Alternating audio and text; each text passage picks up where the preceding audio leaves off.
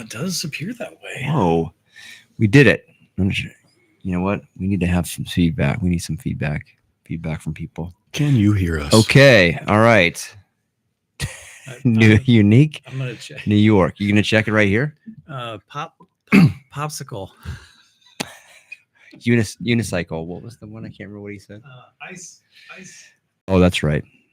Oh, now it says live 4 seconds. Did it just start over again? Is this thing on? All right. We're going to roll. We're going to roll with this because this will be, you can rewatch this. And so Jonathan has left us. I think he's pretty frustrated. So, hey, we're doing our second live Born Again podcast. We've got our great friend, coffee member right here, Ryan Patrick, has joined us on the show today. So excited to have Ryan here.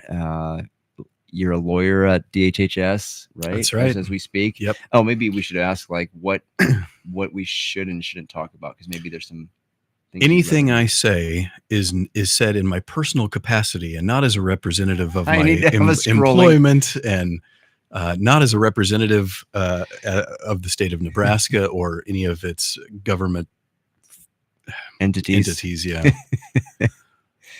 Fair enough, my friend. Well, we're sorry we're starting so late. It's 8:00. We missed our 7:30 window. I know some of you probably tuned us out. We had some technical difficulties. Jonathan could not figure it out. So, whoa, hey, look at that. So we're hiring a new Jonathan, in case if you know anybody out there. Anyway, we're excited to have Ryan here. We're going to get into his story. Yeah, you going to come join us, Jonathan? And all right, buddy. Visuals. All right. Well, now it's stunning. Look at that. It is stunning. It is beautiful. Smoking, it's beautiful. Ryan. All right. Smoking. Thanks. Okay. So welcome to the show, Ryan. Why don't you give us a little bit of a background of where you came from, where you grew up, just kind of get into your story a little bit, and then we'll ask some questions. Does that sound good? Sure. I don't know how much detail you want. So I actually grew up 30 seconds. So as much as you can fit in that. This is all. I'm done. That's all anybody wanted to hear. Yeah. So the viewers are done. I grew up in Wichita, Kansas, and I was there until I was about 13 or 14. I can never remember. And because I know where this interview is going to go, I always tell everybody we grew up Quaker.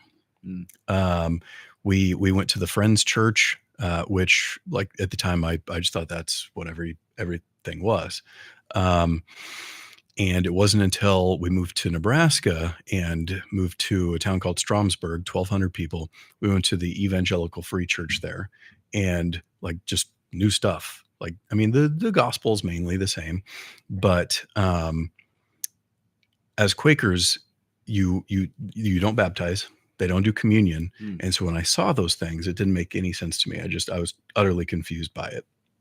But anyway, that's the Quaker thing always throws people off. Most people, when they think of the Quakers, it's the guy with the belt buckle and selling oatmeal. It's great oatmeal. It's not how I dressed, and most of them did not. But some of them. I imagine so. Oh, funny. Yeah. So our Quakers are Christian, though, right? Yes. Okay. But it's it's been so long since I've read any of the history. But basically, they had. It's about as far from Catholic as you can get. There were no official leaders. Everybody was assumed to have the gifts of the Holy Spirit, and that if you felt a calling to get up and preach any Sunday, you could.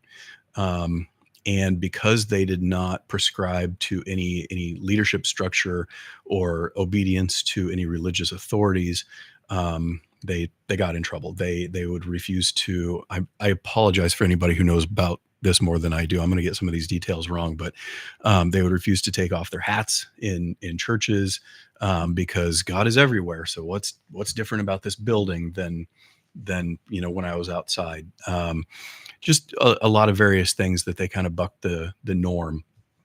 And they also, again, they did not baptize as children or adults because it was purely symbolic to them. They did not have communion because it was purely symbolic to them. And so I didn't know about any of those things until I was a teenager. I just wasn't exposed to it at all. But yeah, grew up in Wichita, in a Quaker church. Unfortunately, my parents divorced when I was 3. And yeah, we moved to Nebraska after my dad died when I was a young teenager. And that's when we moved to Stromsburg.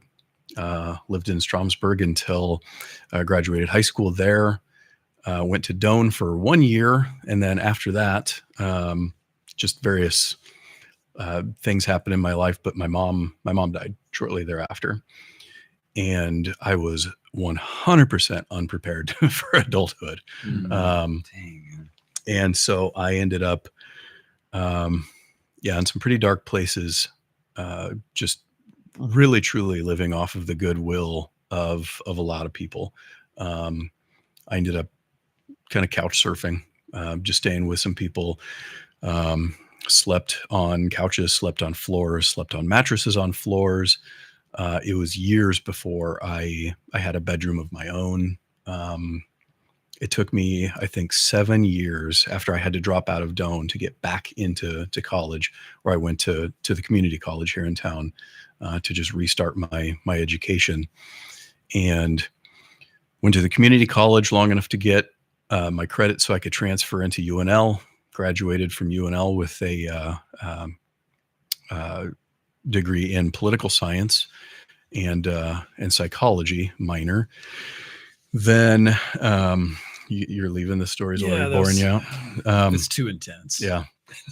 No, I did that. And then, like, honestly, like as an older adult now, I realize that as a matter of pride, I decided that I was not done and I needed to go for more schooling, and went to law school right at the kind of the tail end of the recession. But graduated law school in 2015, I think. So yeah, I've been a lawyer for about 10 years. And other than living in Omaha for 1 year, I have been in Lincoln basically since 1999, and just trying to get life out under my feet and get on good standing again. So took a while. I think that's a tremendous amount of resilience that you showed. No kidding. Like, so many people, I mean, your parents divorcing, your dad dying, and your mom dying, and at a young age being on your own. A lot of people don't come out of it the way you did, which, sure, you're a white collar professional worker. You have a wife and children. Like, so many people turn to drugs and alcohol and just crazy stuff. What do you think the catalyst for you not going that route was? Is that something in your faith journey, or? No, because somewhere during that time period, I actually lost all my faith. I made a lot of mistakes during that time. I mean, I know that people, turn to drugs and alcohol and other problems. I've seen it because I've been there. I think I never went crazy, but we partied. I was making some dumb life choices when I could have been getting myself back on track a lot sooner. I wasn't. I was either lazy or I didn't know how to do it. I didn't know where to go. And we were young and dumb, and we partied and, made our mistakes that we learned by. But ultimately, I truly think that what kind of put me over the edge was that I grew up, we weren't poor, but we were not well-to-do. And I also just saw some of the people around me. And I don't mean this for anybody to think that I'm implying that my friends made bad choices. I'm not talking about my friends, just people that were in that crowd making bad choices. And then other people in that crowd still being successful, going to school, and like, after enough time had gone by, seeing where the two diverged and where they ended up. And I just thought, like, I do not want to be like these people. And I know that I can do better than where I am. And I can make life better. I want to do better than where I came from. And I don't mean that to disparage my parents either. Sure. I think that I can live a better lifestyle, a better way than the way I grew up. And so I just kind of had to get there. And if I'm being blunt, I'm okay admitting any of this stuff on here. But I remember one day where, some of my roommates we would get high, quite often, marijuana, nothing worse than that. But I remember the day when they woke up early and just wanted to wake and bake. You get high first thing, spend your day high. I've never heard that And, phrase before. Now you have. Wake and bake. Yep. We're going to learn from this interview. Yeah. But I just thought, like, I can't do it. I have to get back in school. And I know that if I start my day this way, I'm going to be high all day. I'm going to get nothing done all day. And then we're going to do it again tomorrow. And then the next day and the next day. And I've got to pick a day where, you know what, I might not get everything that I need to get done today, but I've got to say, no, I have to just shut this lifestyle down. I need to just stay sober so that I can just go sign up for classes, go figure out the FAFSA. I didn't have the internet back then. So I had to go find a library where I could fill out these forms. And it's just like having that moment of clarity, I guess, that I woke up sober. So I need to take advantage of this moment before I'm guilt tripped into getting rid of that. And that was it. I had a minute where all right, I'm done. And I just quit. And, it's not to say that it was totally smooth sailing from there, but I just realized, if I want to change the position that I'm in, if I want to get out of this rut and out of this hole, I've got to just stop. And it was kind of cold turkey. I remember the day, and the conversation that I had with my roommates, and I just said, I'm done. Sorry. That's a moment of grace that Mike and I get to hear over and over in interviews. We all seem to be confronted, and my guess is at multiple times throughout our lives, with that moment of, is that who you want to be, or do you want to be something better? And it's cool to hear your resilience through all you had been through, because I have friends whose spouses have died, who've gone through divorce, other things where they talk about their kids and say, man, this is going to ruin the kids. And I hear your story and I'm like, well, if something was going to ruin a kid and get him to turn out as a failure, objectively, a drug addict, whatever, who can't hold down a job, that kind of thing, your story would have done it. But there were those probably other moments too, but that was the one that you can point back to and say, that's when I made a conscious decision to do something about it. Yep. But there were just a lot of moments placed in my life where just the right thing happened at the right time. I was in dead end jobs, and, a friend told me to interview at his place of employment and got me a job. Probably shouldn't have got it, just based on my background. And I didn't have nice enough clothes to even interview at the time. I'm sure he went to bat for me, but it was getting that job and the people that I worked with there that were such good influences on me that I didn't otherwise have in my life, that these were professional people that were all trying to make something of themselves, and just being around them, seeing what they were doing for themselves, and then relying on their help to kind of get myself situated. That was another one of those situations that just having that in front of me, and I will always remember those people and the influence that they had on me to turn everything around. That, it is, I suppose you could do it by yourself, but so much of our lives is always about this thing happening at the right time, this person being there at the right time. And whether you want to ascribe that to, to fate or your faith, or just, dumb luck of the universe, I think that happens, and it definitely happened to me. Did you find if you had these roommates and you just quit cold turkey, were they pulling you back in? Did anybody else find what you were doing as kind of like a light out, and they would follow that? Or in that situation, no. I think everybody just kind of went their own way and went their own, followed their own path, and nobody pressured me. Everybody was eventually accepting of it. It's just that I was the one roommate who didn't do that, and it kind of set me aside for a little bit. But there were no hard feelings or anything. It's just that this is what I have to do. Yeah. So you went to school, and then you decided to become you went to law school. Mhm. What was the thrust for that? Like, why law school?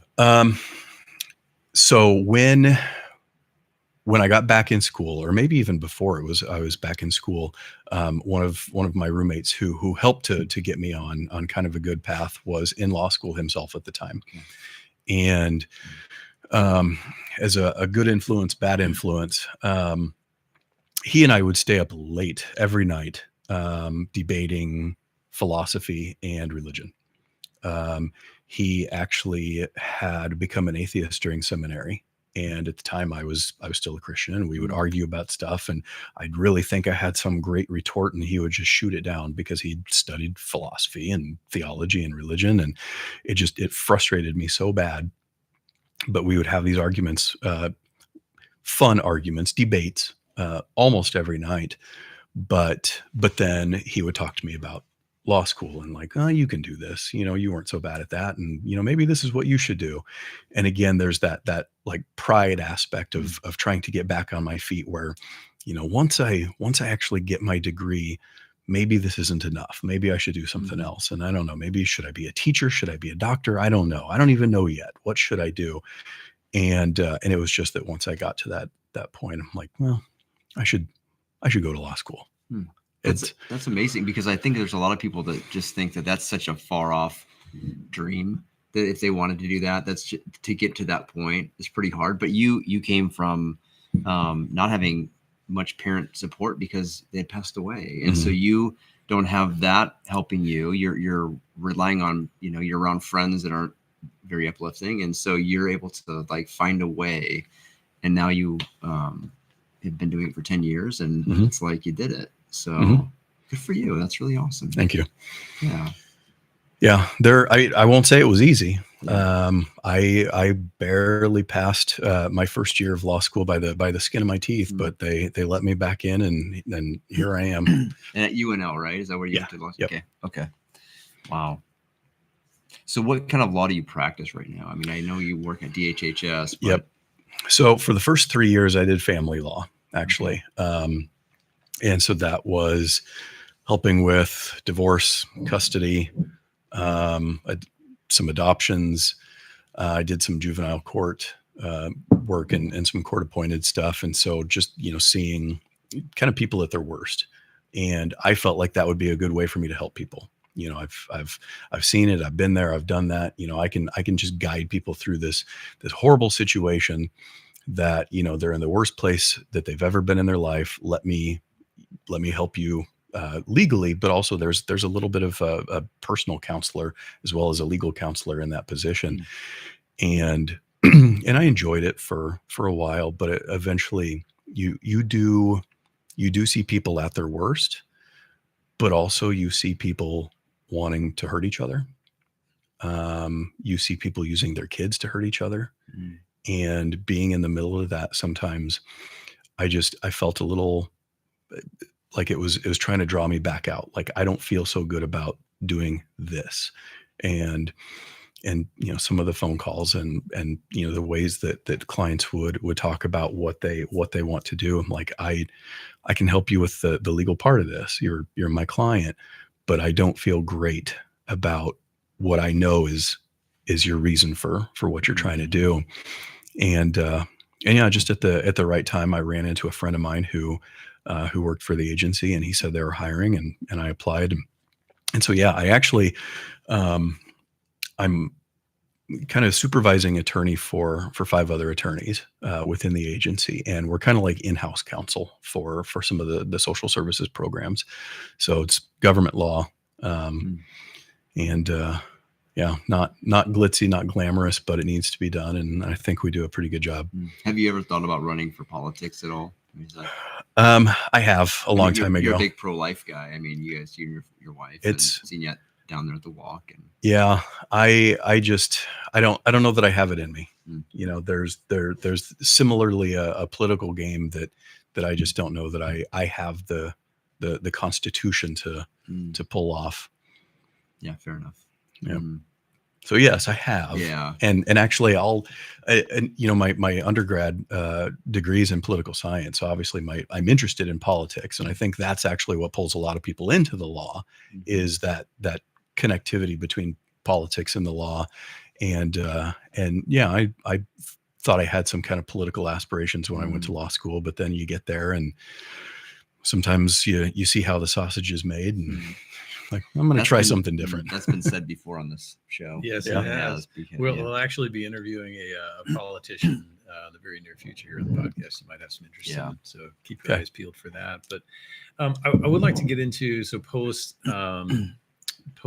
graduation and law and family. But if you don't mind, kind of peeling back the curtain a little bit on you probably don't remember losing your dad, but you probably do remember losing your mom. How old were you when that happened? I can never remember. I get this wrong all the time. I know I was 13 when I lost my dad, and you know, you have memories, but when you're 45, they start to get a little fuzzy of things that long ago. I do remember it, but yeah, I want to say 19 when my mom died. And so I was here in Lincoln, and she had leukemia, and so I just kind of dropped out of doing everything I was doing. And yeah, she effectively beat the leukemia and got a cold. I don't know, you know, just a bug when you have no immune system from that treatment. She got a bug of whatever, ended up in a coma. And I remember we went to go see her in a coma. That I think it was Christmas, because we spent that Christmas in the hospital. And I remember as I was the last one to walk out of the room, and I just had this feeling like this is it. And I just want to take, you know, a minute to sit and take it all in. And yeah, we went home, and it was either that night or the next when my stepdad, I remember, just walked in the house and said, "She's gone," and just kind of kept walking. Oh my gosh. I'm sorry, man. So That's hard. So yeah, I mean, that kind of takes it out of you. And when you're already not in a great place, you don't have a whole lot of anchors in your life. You know, I don't even remember where I was living at the time. I don't remember what all was going on. But yeah.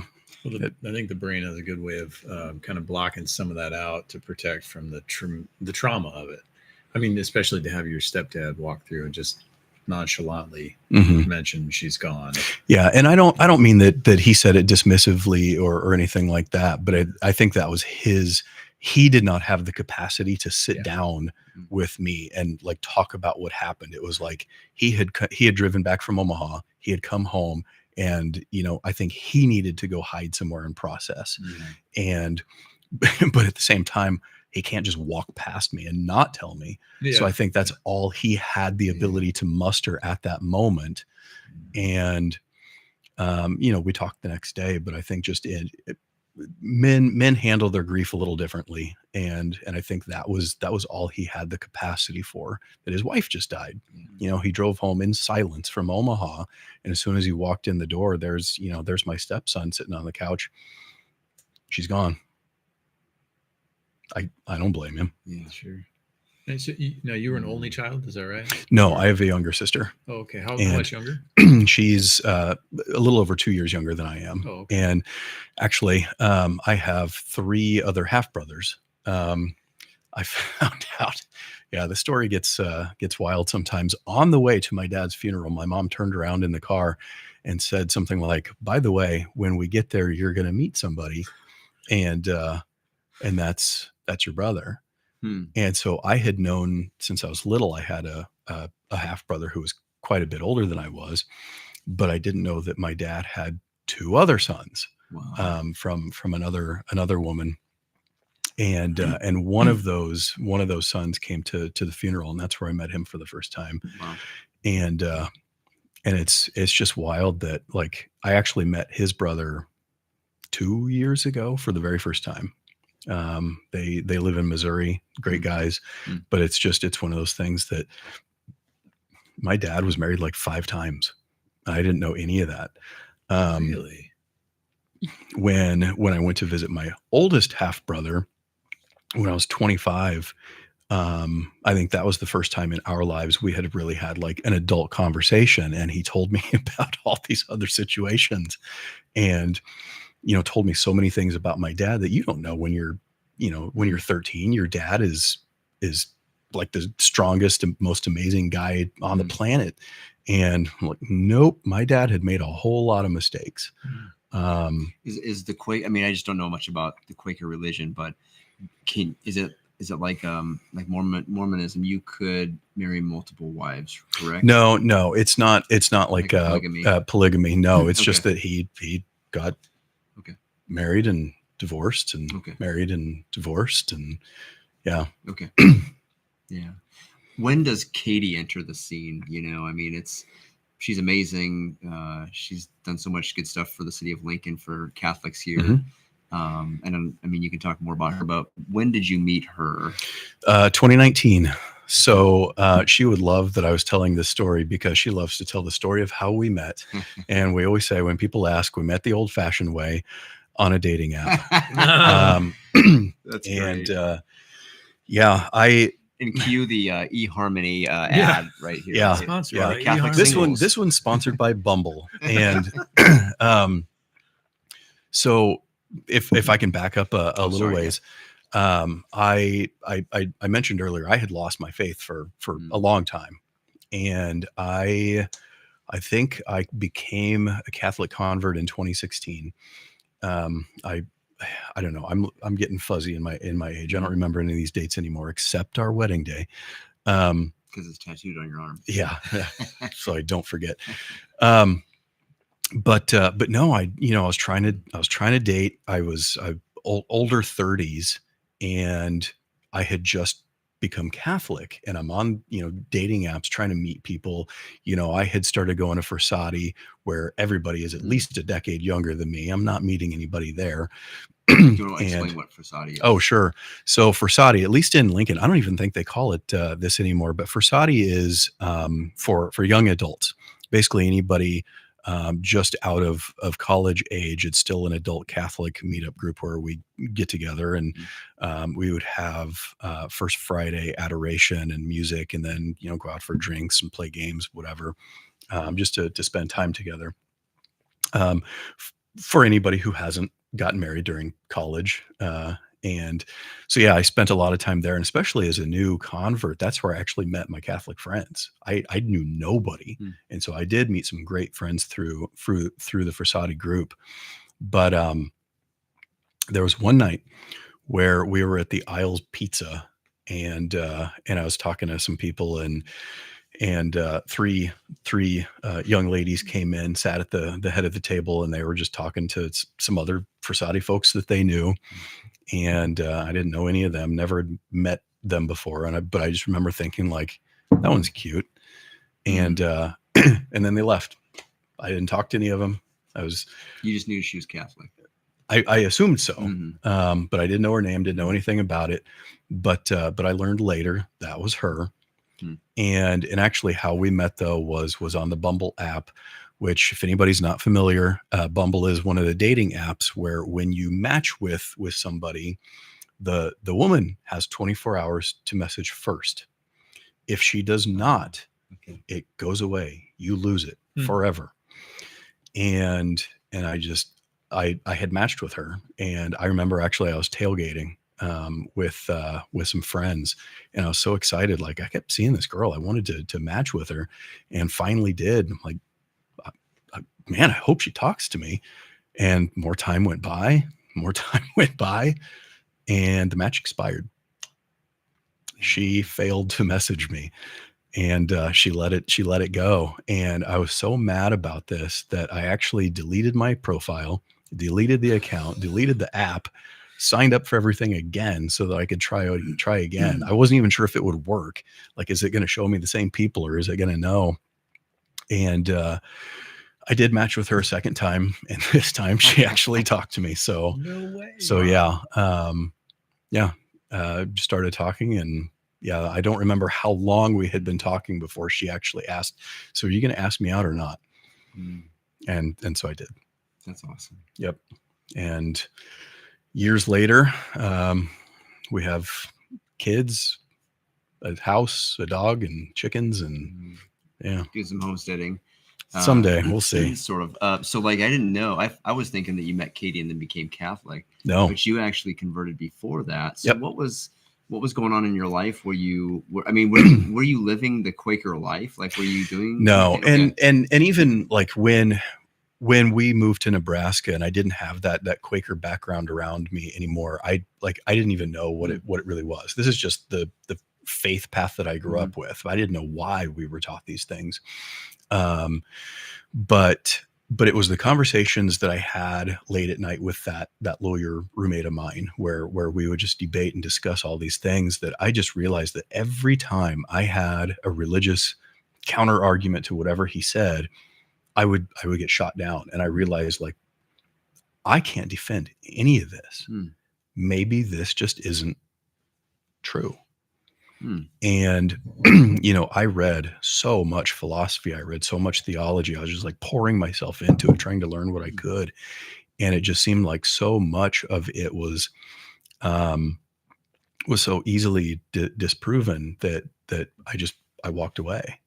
And I was probably 21, 22 when I really just decided, like, I'm done. And for years, I was that edgy atheist where I would go online and argue with people and, show everybody how smart I am because you're so stupid. How dare you believe in, the, what do they call it? The magic sky fairy or whatever, those people that just want to cause problems on the internet with religious folks. I was one. And as much as I told myself that, I'm not trying to pretend like I'm smart, I'm not trying to prove a point to anybody, I absolutely was. And it was a super frustrating time where you're kind of just angry that, you've either been led astray by your parents or whoever. You just feel broken. And so I get why so many of the atheists are angry, because our society is set up to be fairly religious. And when you think that you've got it solved and figured out that, 90% of society is lying to you, you feel smarter than them. You feel like you know more than they do.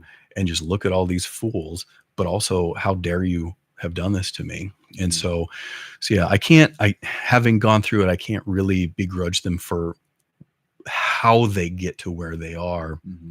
But I spent years like that.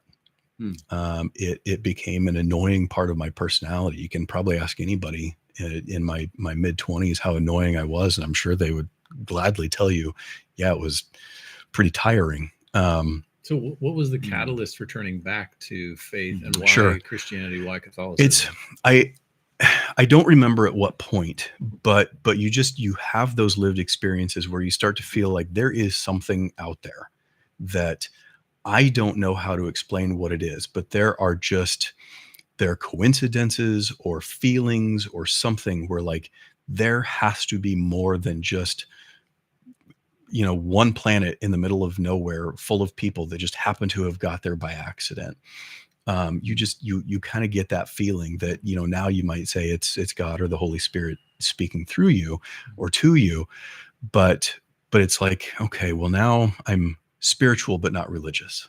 I feel like there's something, there's a universal consciousness that I'm willing to accept.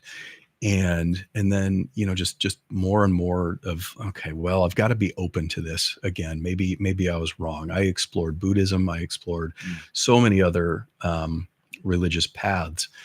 And the one that I really had never looked at was Catholicism. Like, I had been to mass, I think, once in my entire life. And actually, as a Quaker and as an evangelical, I grew up on Chick tracts, if anybody remembers those. Oh yeah. Where, Jack Chick wrote those little cartoon comic strips about how Catholics are actually, I don't even know what term he would use, but they're basically devil worshipers, controlled by, I don't know, pagan Romans. And so that was all I knew about Catholics, is that negative aspect of everything that was taught to us. And so, no, I'm not going to do that. They're just like an even worse offshoot of the religion I just left. But I, I guess when I was 36, yeah, I found myself in a Catholic church. I was at St. Peter's here in Lincoln, and I was just paying attention. I'm like, this is so much different than anything I have ever seen before. Like just watching what's taking place on the altar, none of it makes sense, but boy, is it fancy. And especially coming from Quaker church, where it's really just a guy giving a good speech once a week, and then we sing some songs. Like they're doing something, even if I don't know what it means, even if it ultimately is not real. They really believe in what they're doing. There's some meaning behind every action that guy's taking. Like his hand goes here intentionally. His fingers do this intentionally. That priest is thinking about what he's doing. Why? And I was just kind of transfixed. So I came back the next week, and again, just like focusing on this, like what is happening? What am I watching? And after it was over, I walked out, and I knew so little about Catholicism. I see all these guys up on the stage, and a couple of them are wearing white. They look fancy. They look official. So I grabbed one in the hallway, and I was like, "Hey, do you have anybody I can talk to?" And I didn't know the difference between a acolyte or deacon or a priest. And he just looked around and like, Hey, Father, do you want to come talk to this kid? And so, yeah, they just grabbed the priest in the hallway and had a brief conversation that like, I would like to learn more about what I just watched. And we set up a weekly meeting in his office after hours. And, it kind of started with him in that same debate style conversation that I used to have in the basement so long ago, where like, I want to challenge you. You're wrong. I know you're wrong because I've had this conversation before. So let me prove you wrong. But where I started to turn then was that all of the religious arguments that I would bring up that were shot down so easily by my roommate and my friend were because they were based on Protestant theology. So a lot of the gaps in my knowledge and the gaps in my theology were filled in by Catholic teaching. And I realized that it is just because, like, to me, sorry for anybody who's offended here, just the Protestant faith is missing so much. And that's where my philosophy could not handle that. Like, that doesn't have any basis behind it. So if it's just made up, why should I believe it? But in talking with this priest, and I asked him the same question, he's like, well, here's why we believe that. And it comes from 2,000 years of official teaching from somebody who was there. It filled those gaps that I had for 15 years. And so I started becoming more open to it because I'm filling those holes. And then like, well, RCIA is going on. If I'm talking to Father on Thursday, RCIA is on Tuesday, I'll go to that too. And so, yeah, I was at St. Peter's twice a week, and then I would go to mass, and then I would spend my other time. I would just sit in the pews praying for the first time in, I don't even know how long, like, kind of, God, what is happening to me? Like, are you even real? If you are, what is happening to me? And it was really a hard conversation with myself. I really, really struggled in those pews. Like, I have spent so long having views that are totally antithetical to the church, disbelieving, being an arrogant brat about everybody who I'm sitting next to now, that if this is real, I feel guilty about that. But also just, is this real? Is this what I'm being asked to do?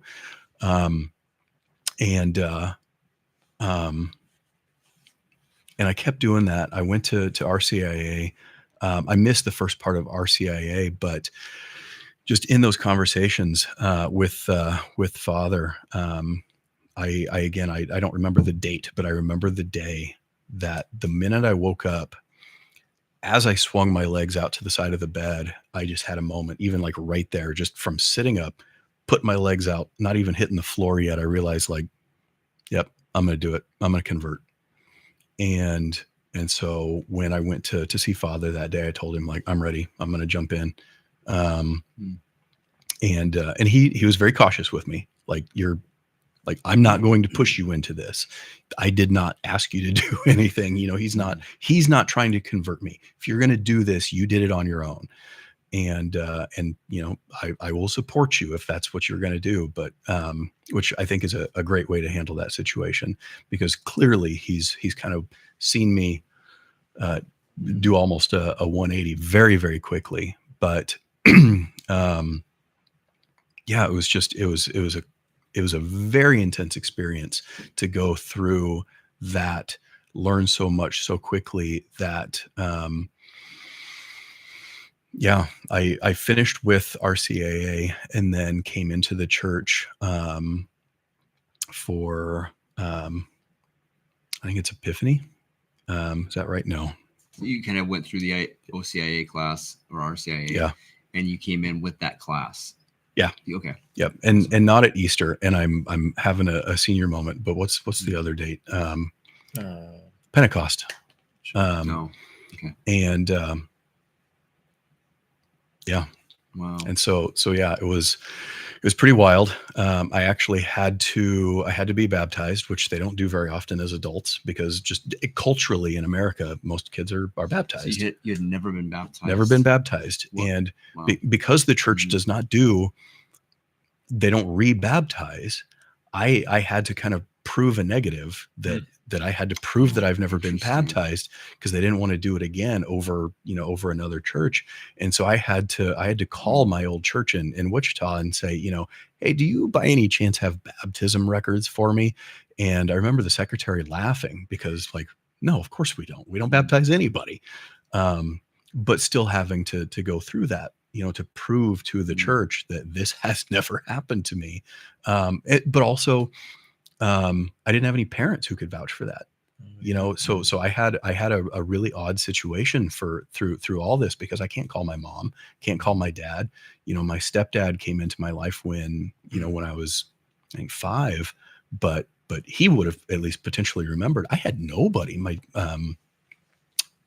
There was nobody who could vouch for that. So yeah, that was, again, just another interesting learning experience for me, just about how the church works, and the work that I had to go through just to join. Mm-hmm. You can't just say, I accept you, Jesus, into my heart. No, man, you got to put in the homework. Mm-hmm. I think it's neat that you had those, what I would call very vulnerable conversations with God. I think it's easy for people to look past those, or to not have them, but you had them, which was saying, is this real? Are you real? Mm-hmm. Is what I'm experiencing real? I think that's the foundation for a relationship with God, is because you're able to be honest with him. Yeah. And I know we've talked about that in our own journeys and some other guys' journeys. When we get to that point of being honest with God, that I don't even know if you exist. Mm-hmm. I think then he's like, okay, I can work with that. If you don't talk to me about it, sure, I can't really help you. But you had those conversations, and he guided you into it. That's pretty cool. What I like too is that God pursued you, because you wouldn't have come. Sure, he was coming after you, not being baptized. He went out to you and brought you back to him, and brought you. What was it like when you went through because you go through RCIA to understand all the things about the Catholic Church, and so knowing what baptism meant, what was that like when you went through and you did your baptism? In part of our coffee group, we've got other men. One of our gentlemen just received his first communion and confirmation. Oh, was it a couple months ago? Maybe 2 months ago? Maybe not. Weeks, yeah. So he got to experience that as an adult as well. So what was that like for you? It's, it was an interesting situation, because they talk about your baptism washing away your sins, and so does confession, but in a different way. But I'm pushing 40, and man, this has got to be a waterfall to wash all this stuff away. When you're a kid and you get baptized, yes, that is transformative, but you're a baby, you're a kid. There's nothing really much to figuratively wash away, but I'm going through, yes. And I'm going through my whole life that I'm like, well, I did this and I did this and I did this, and I've held on to this, and man, that's gone. Okay. Kind of like, And- what do I owe for that? Or, Yeah. Yeah, it's free. And, I confession still takes that away. You are still cleansed by confession in a different way than baptism. But even that, I go to confession. I try to go fairly frequently, and sometimes it's, less than others, but you still want to make sure that you do it. But I'm like, man, the first time I went to confession, I sat in there. I'm like, Father, I don't even know how to start. Like, you want a checklist of all 10 commandments? Because I've basically done everything but murder somebody. Like, what do you want me to say? And he's like, well, that was actually pretty good. And like, there's no way I can recount, almost 40 years of stupidity for this first confession. Like, how much time you got. And, just I just thought that was cool, because I had no idea what to expect from confession either. And almost how funny the priest was to just say, like, well, that was pretty good. Like, you said it. How can you possibly list number and type for that many decades of life? But, when you just come to him and say, I have screwed up so many times that it is literally uncountable. Okay. Well, that reminds me of like the good thief on the cross, right? Like all he said was just remember me. Like, Mhm. you've done nothing wrong. Remember me. And that was it. He was in heaven that day. Mhm. He didn't have to, he was sitting there hanging for his sins. Sure. Jesus clearly knew he had a story and a past, but none of that mattered. That's kind of what you received from Yeah. the priest. That's cool. Who was the priest that went through the RCIA with you and helped bring you in? It's Father Gayhart. Oh, yeah. Yeah. I love him. Yeah. Big dude. Yes. Okay. My wife will love to hear that too, because he's amazing. Amazing individual. Mhm. Okay. Yeah, I agree. Yeah. Yeah, it was a great conversation. I couldn't imagine those meetings with anybody else. So yeah, that was pretty formative as well. Cool. I'm a big fan of Father Gayhart. Mhm. Okay. I can't Awesome. imagine what that's like for a priest after mass, just to have an acolyte be like, hey, this guy, Mhm. he's got some questions for you. Yeah. I don't know if he was like, ooh, or like, Right. oh yeah. Mhm. And I appreciate how he wasn't trying to convert you. Mm-mm. He was just laying out what the church believes Mhm. and take it or leave it. Right. And Yeah.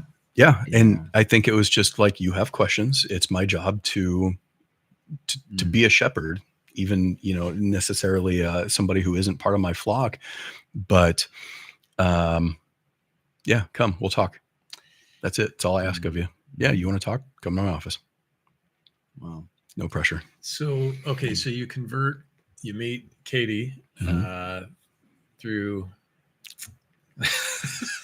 being persistent. I'll say it that way. And how long do you guys date for? And how long have you been married now? Yeah, it was not very long.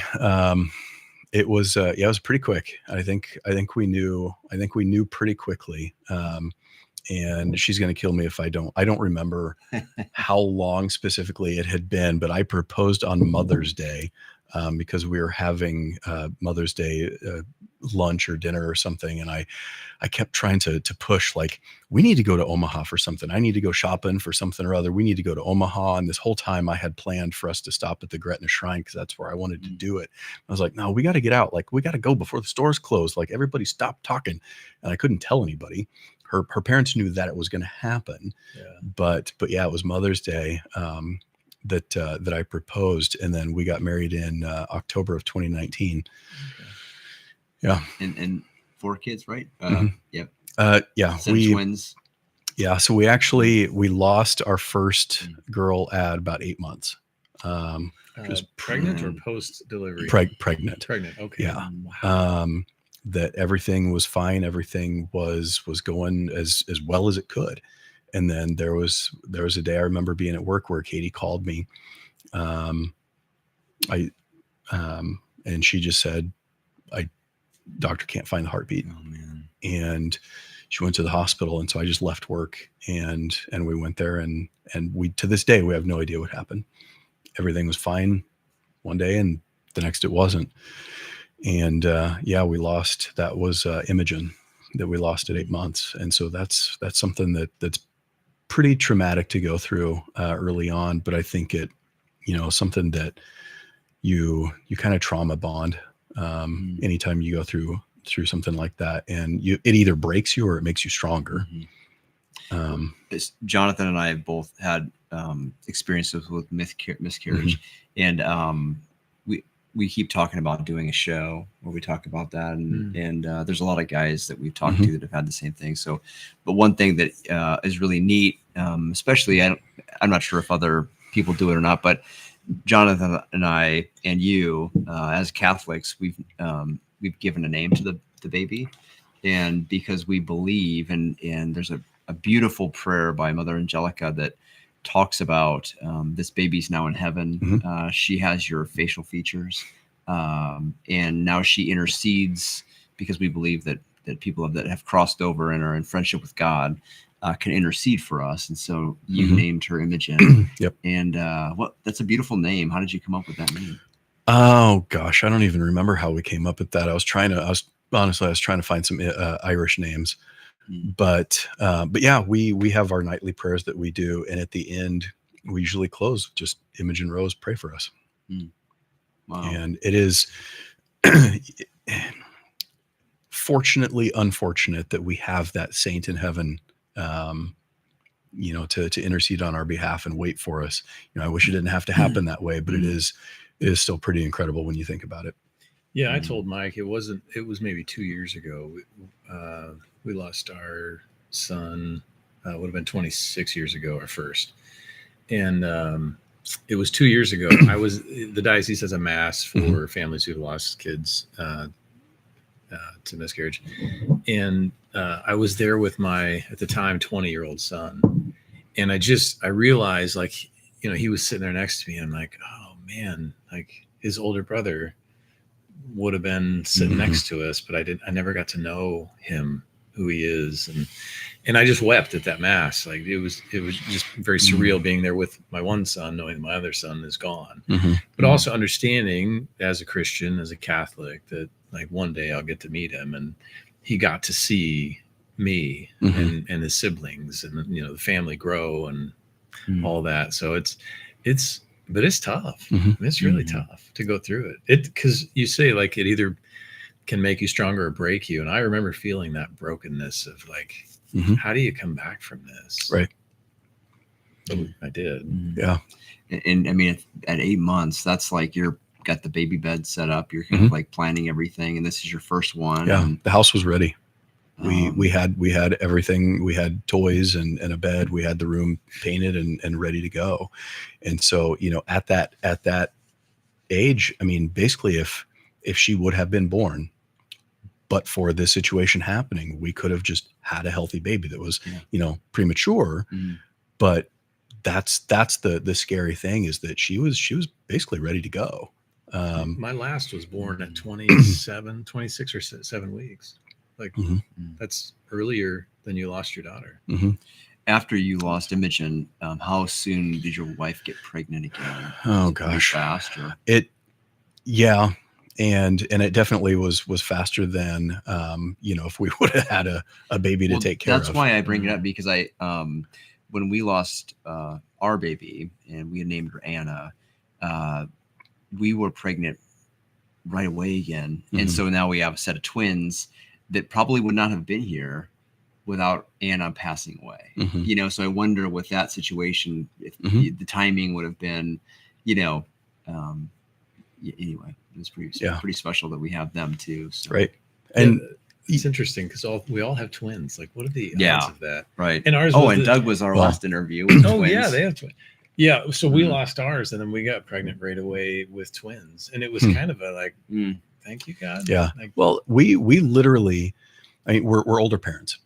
I was 39 when we got married. 40 when the kids were born, and that's already a hang up that I had, because my dad was older when I was born. He died so young. So it's a horrible fear of mine that I struggle with every single day, just being an older dad. But I'm like, well, we don't have that much time. We should pray for twins. And we did, we would often go to the Pink Sisters for adoration after work. And yeah, I remember thinking like, your will is your will, but yeah, it'd be pretty cool to have twins. Like we gotta I don't have much time. If we're going to have a handful of kids, we got to knock these out quick. And yeah, I mean, sometimes you get what you pray for. Yeah.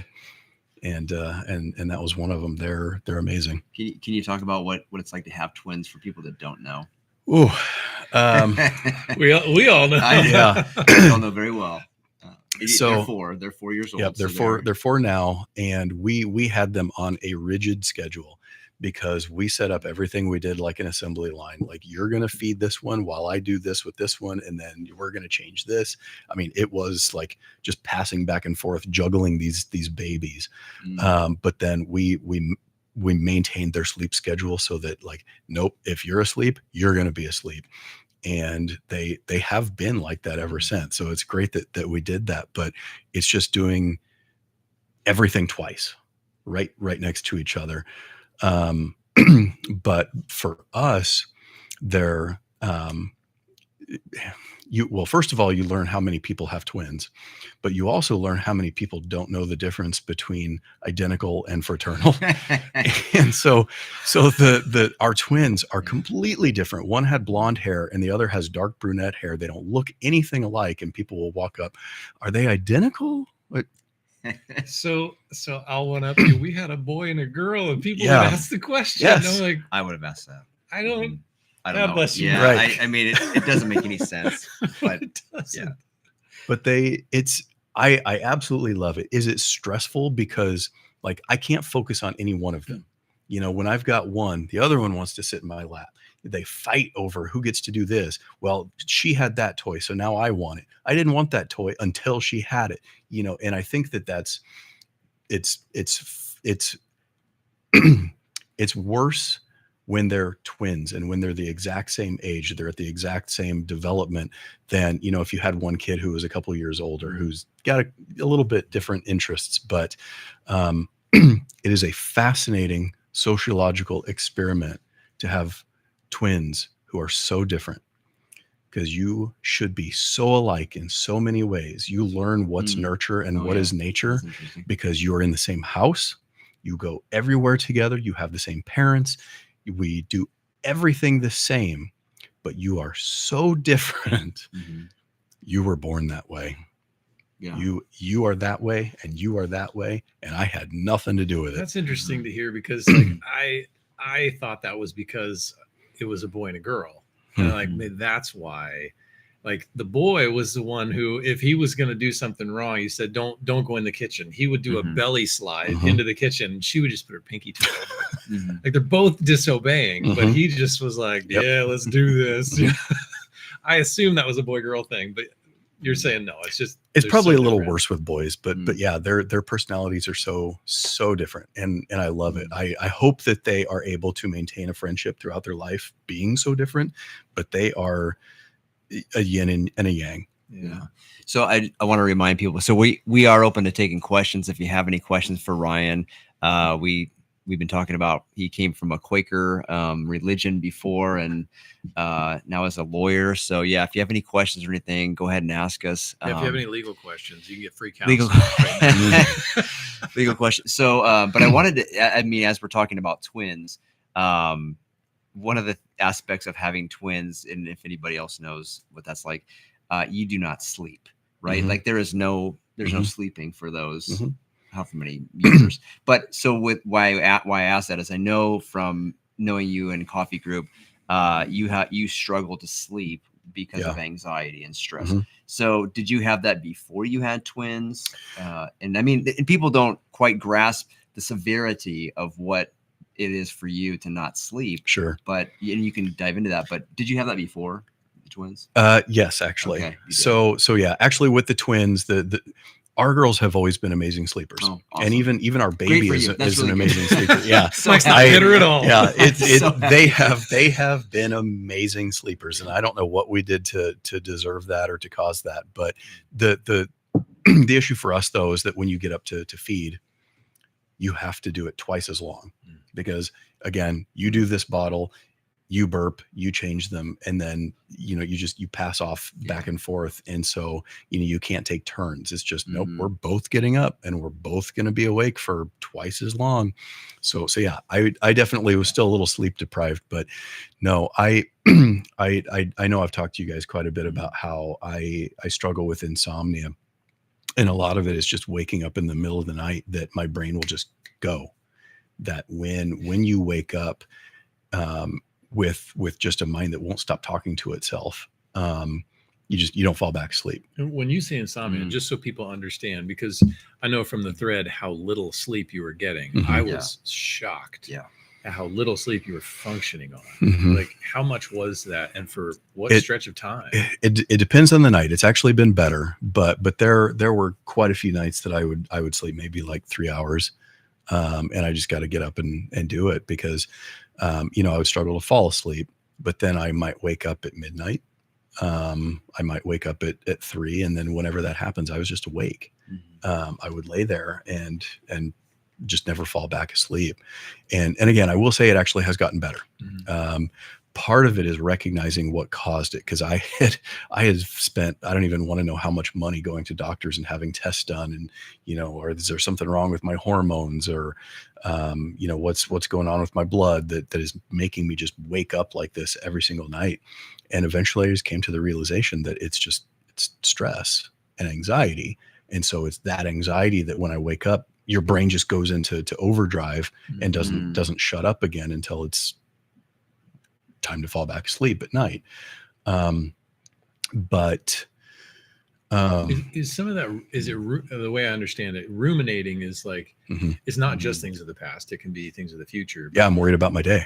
So is it ruminating? To me sounds like it's just kind of churning, but what I hear you saying is yours is more like amped up. Yeah, like because nervousness or anxiousness. I will play conversations in my head about what I'm probably going to have to do in the morning. A conversation at work that, like, there's no reason to try to script out your day. It's never going to play out the way you think in your head.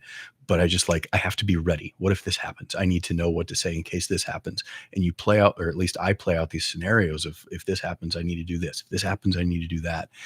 And I know now that it's anxiety. And I have had pretty bad anxiety ever since my mom died.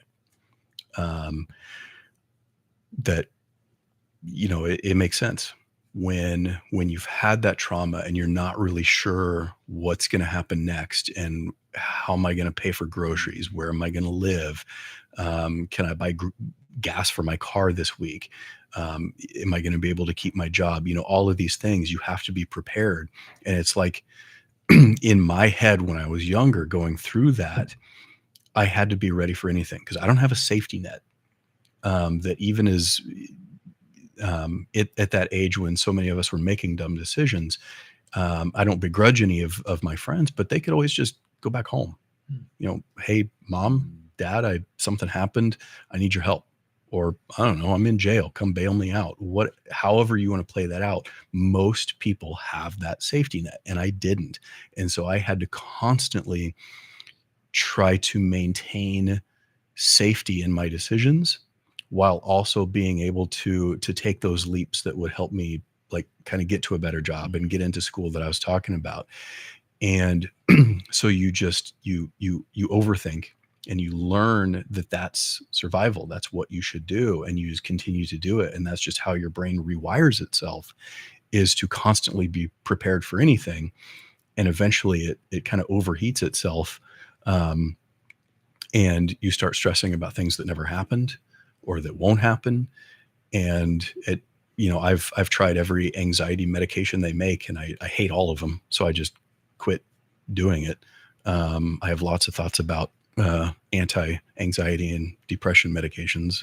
I don't know if we want to get into here, but I won't do it. I would rather deal with the stress than be on those medications that make me feel worse. Yeah. Okay. That's interesting. So when we meet for coffee in the mornings at 6 a.m., we've had kind of an ongoing discussion about medication and it helping you kind of cope with certain things. And so it's interesting you say that you'd rather just deal with it. Yeah. And I'll give Katie credit. One of the things that I learned to do to shut down the voices in my head that I've done ever since I was little is that I will fall asleep to talk radio. And I do that every single night. It's actually probably going to give me Like Barnigan. Um, Listen to Barnigan. you know, that puts me to sleep, but start not, vomiting. yeah. No, if anybody in the audience knows who Art Bell is, I started listening to this guy named Art Bell when I was a teenager, and he was on AM radio late at night. He would be from like 11 o'clock till like 3 or 4 in the morning. And he would talk about UFOs and Bigfoot and like all the weird stuff. But he just had the perfect radio voice, almost as good as you guys. I wonder what you have a very good radio voice. Yeah, well. you do. Oh. Maybe it's just like been ingrained in you. Maybe from so. Listening to our... I've listened to so much of that, but as a little kid, I would listen to that as I fell asleep, and so I just kind of learned to fall asleep to that. And so as an adult, I kind of found some of these talk podcasts that I would put on my phone as I would fall asleep. And I realized that if I listen to somebody else talk, yes, my brain is distracted listening to them and focusing on that story. So it can't be healthy. But at the same time, that's still better than all of the like 8 conversations that I'm having on my own if I'm not listening to that. So to this day, I will turn my phone down to the lowest volume, and I will find podcasts that I know and I recognize have good calming conversations, and I'll just listen to that until I fall asleep. Because otherwise, I'll just lay in bed and like, okay, well, this happened today and this happened today, and what should I have done in this situation? What could I do tomorrow? And it's, yeah. Can you do audiobooks, or is it more like you want to have an interview? I can't do an audiobook because then I'll focus too much. I can't listen to music because then I start getting into the music.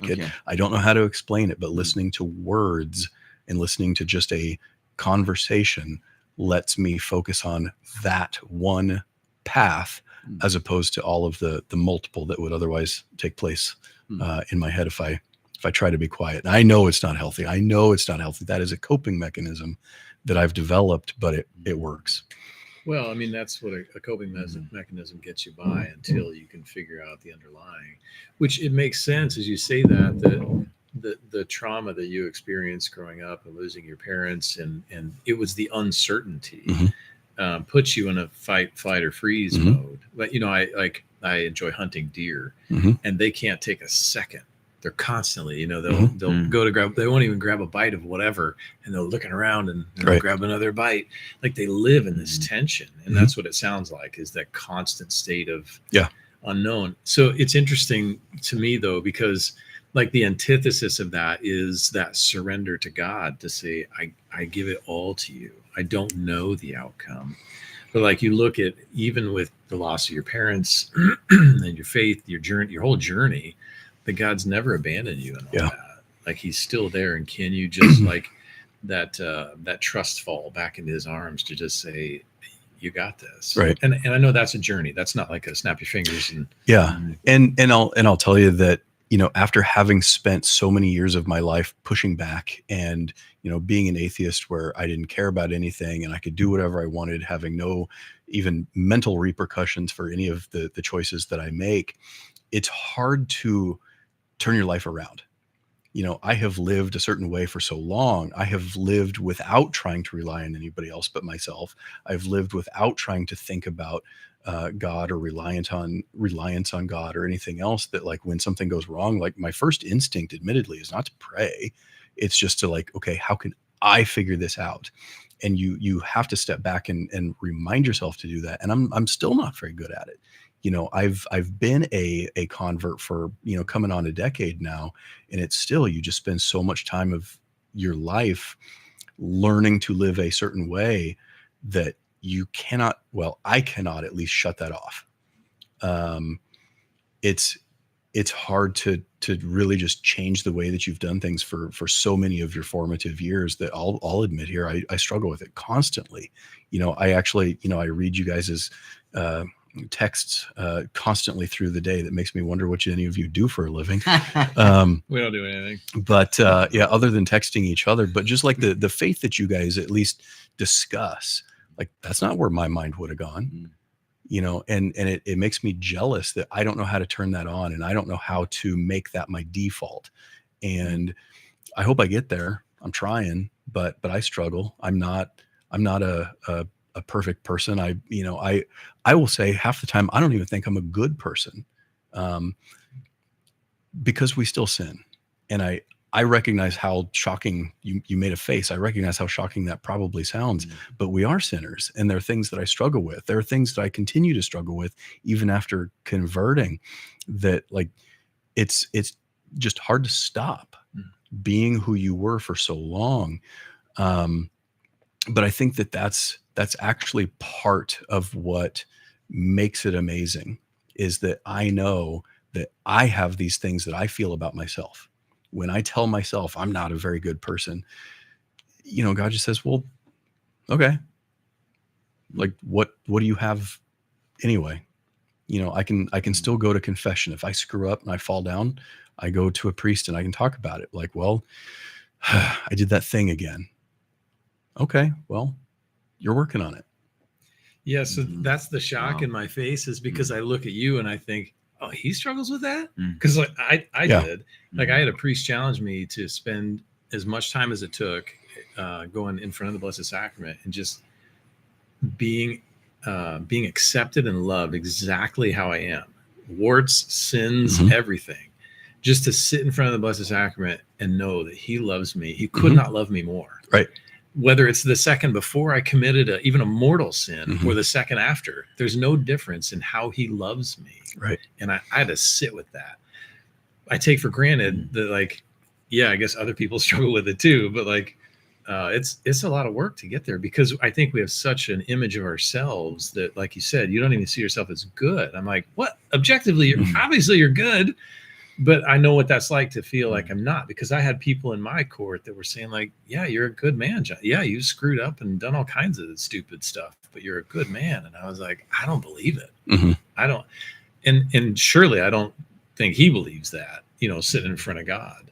But I appreciate your vulnerability in it, because what we've never wanted to do is like bring people on and be like, see, we're all perfect Catholics that believe X, Y, you know, like, well, I mean, we're trying. But that doesn't mean we're nailing it. Right. But that's the church. Look at Peter, you know? Yeah. Yeah. So I appreciate your vulnerability. No, I still screw up, and I will.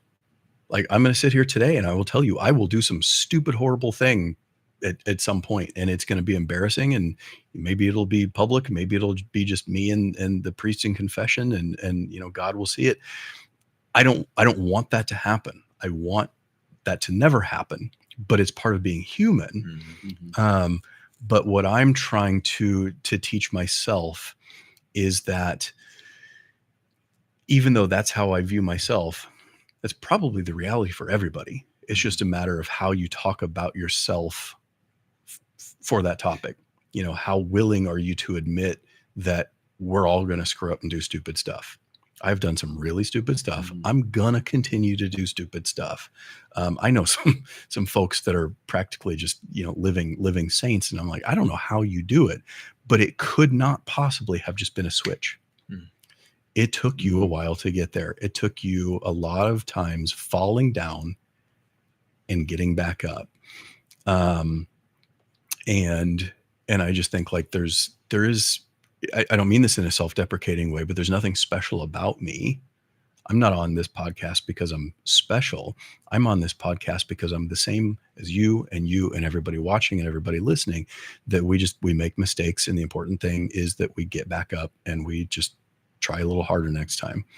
That's what we have to do. I have a friend of mine, his name is Mike, who's maybe 10 to 15 years older than me. And I used to see him as more of a mentor, and now I see him more as a friend. But I was going through a real tough time maybe 2-3 years ago. And he said to me at the end of a phone call that we had, because we were kind of phone buddies initially. And just out of the blue at the end of our call, he said, "You're a good man, Jonathan." And I started crying, like, because he meant it. I mean, he meant it. And I knew that he believed it. And I thought, like, I couldn't believe he said it to me, because it hit me. Like, he really thinks am I a good man? Mm-hmm. And he would keep saying that, and just hearing it. And one of the things that he taught me, he's a good Christian man. He's not Catholic, but phenomenal Christian. And he said, like, one of the things we do is speak truth into lies. So speak it. And that's why, like, he's real good with scripture, and having those just in the back of his mind to be able to throw them at lies is scripture verses. But one of the things he kept throwing at me was, you're a good man. And I had to start saying that myself. I am a good man. And when I sat in front of the Blessed Sacrament day after day, week after week, month after month, that was the first thing when I kept asking God, like, how do you see me? Who do you see me as? What do you see when you look at me? Mm-hmm. And the first thing I heard, it was fairly audibly, was, you're a good father. And it was that word good in there. And I was like, well, I think I am a good father. Like, and that's how he says he sees me, and there is goodness in me. And so there was just this connection and this conversation that started to happen. And so I started speaking truth into that lie, that I don't believe I'm a good man, because I would say that, whether it was in my head to myself or to other people. But then when I started filling that lie with truth and saying, no, I am a good man. I'm a wounded man who screws up, but I am a good man. And all of a sudden I started to believe that. It just shifted how I thought about myself. One of the things that I found fascinating, that, and again, somebody can correct me if I get some theology wrong here, is that, we refer to God the Father as God the Father, not because he is physically male like we are, but because he portrays those traditional masculine fatherly traits. And I think that's a good reminder of how God would look at us as a father to his children. When I look at my kids, and they're only 4, so they don't know what they're doing half the time, but like, just how angry I am at them. Like, you're not listening. Like, I've told you this over and over and over. Why are you not listening? Like, what is wrong with you? Am I doing something wrong? Like, but that has to be how okay, maybe not like that, but I've given you everything you need. I've told you what to do, and you keep screwing up. You keep ignoring me. That conversation that we have with ourselves as a father to our kids is probably what God the Father thinks, looking at us, that I have given you everything you need, and you act like dumb little children, and you ignore me.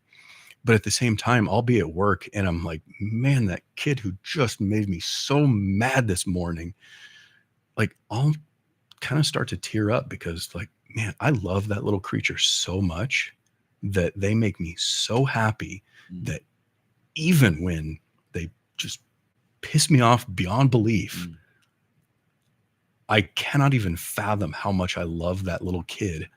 And that, like, we can't even fathom the difference between our love for our kids and God's love for us. So that's why, he is God the Father. And that's how I think is a good opportunity for us to look at our kids and kind of recognize how we must be looked at to him. Yeah, you're stupid. You're a dumb little kid who just keeps making these mistakes. But man, I just love you anyway.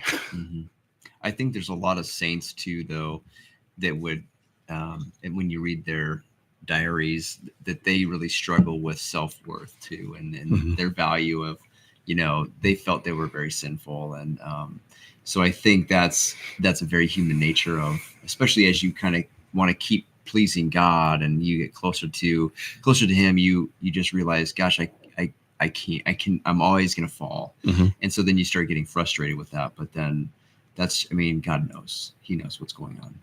So you're a good man. You're a good man. I'm trying. Yeah. Thanks. I remember one of the first times I met you was we get to go to your house, and in the basement, and you've got all these cool toys, like 80s, right? Like very 80s, like you're very I've got an 80s room. Fan of the 80s. Do you still have that? Oh yeah. Awesome. Do you have Transformers? Transformers is one of the few things I don't have down there. I do need some Transformers. They're unfortunately trying to buy your childhood back is a little expensive. Yeah, I heard. Do not ever throw your kids' toys away. They will regret it. You will regret it.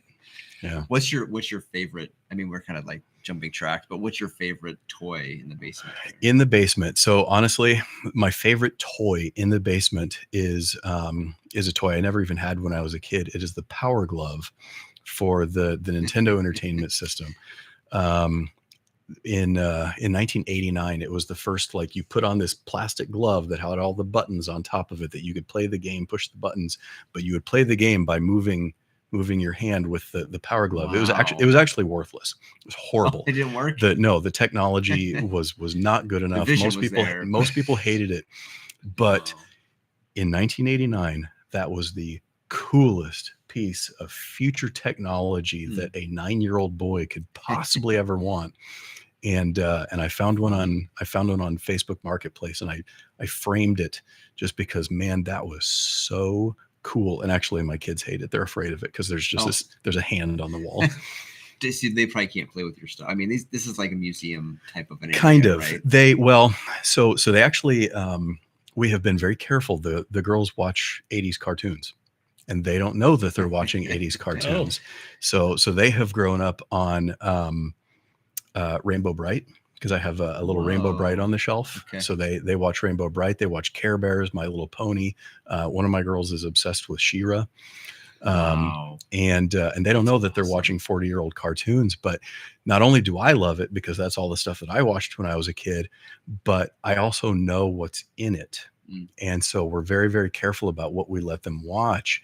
And, as a parent, I'm so much more conscientious, because there are new versions of Care Bears that I can't let them watch because they will sneak offensive things into it. There's My Little Pony and Strawberry Shortcake.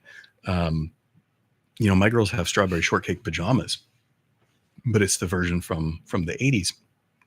And there is a new version of Strawberry Shortcake where, sorry, I don't know how political you want me to get on here, but there's a trans character. I think there's a non-binary character, or bisexual or something like that, in Strawberry Shortcake.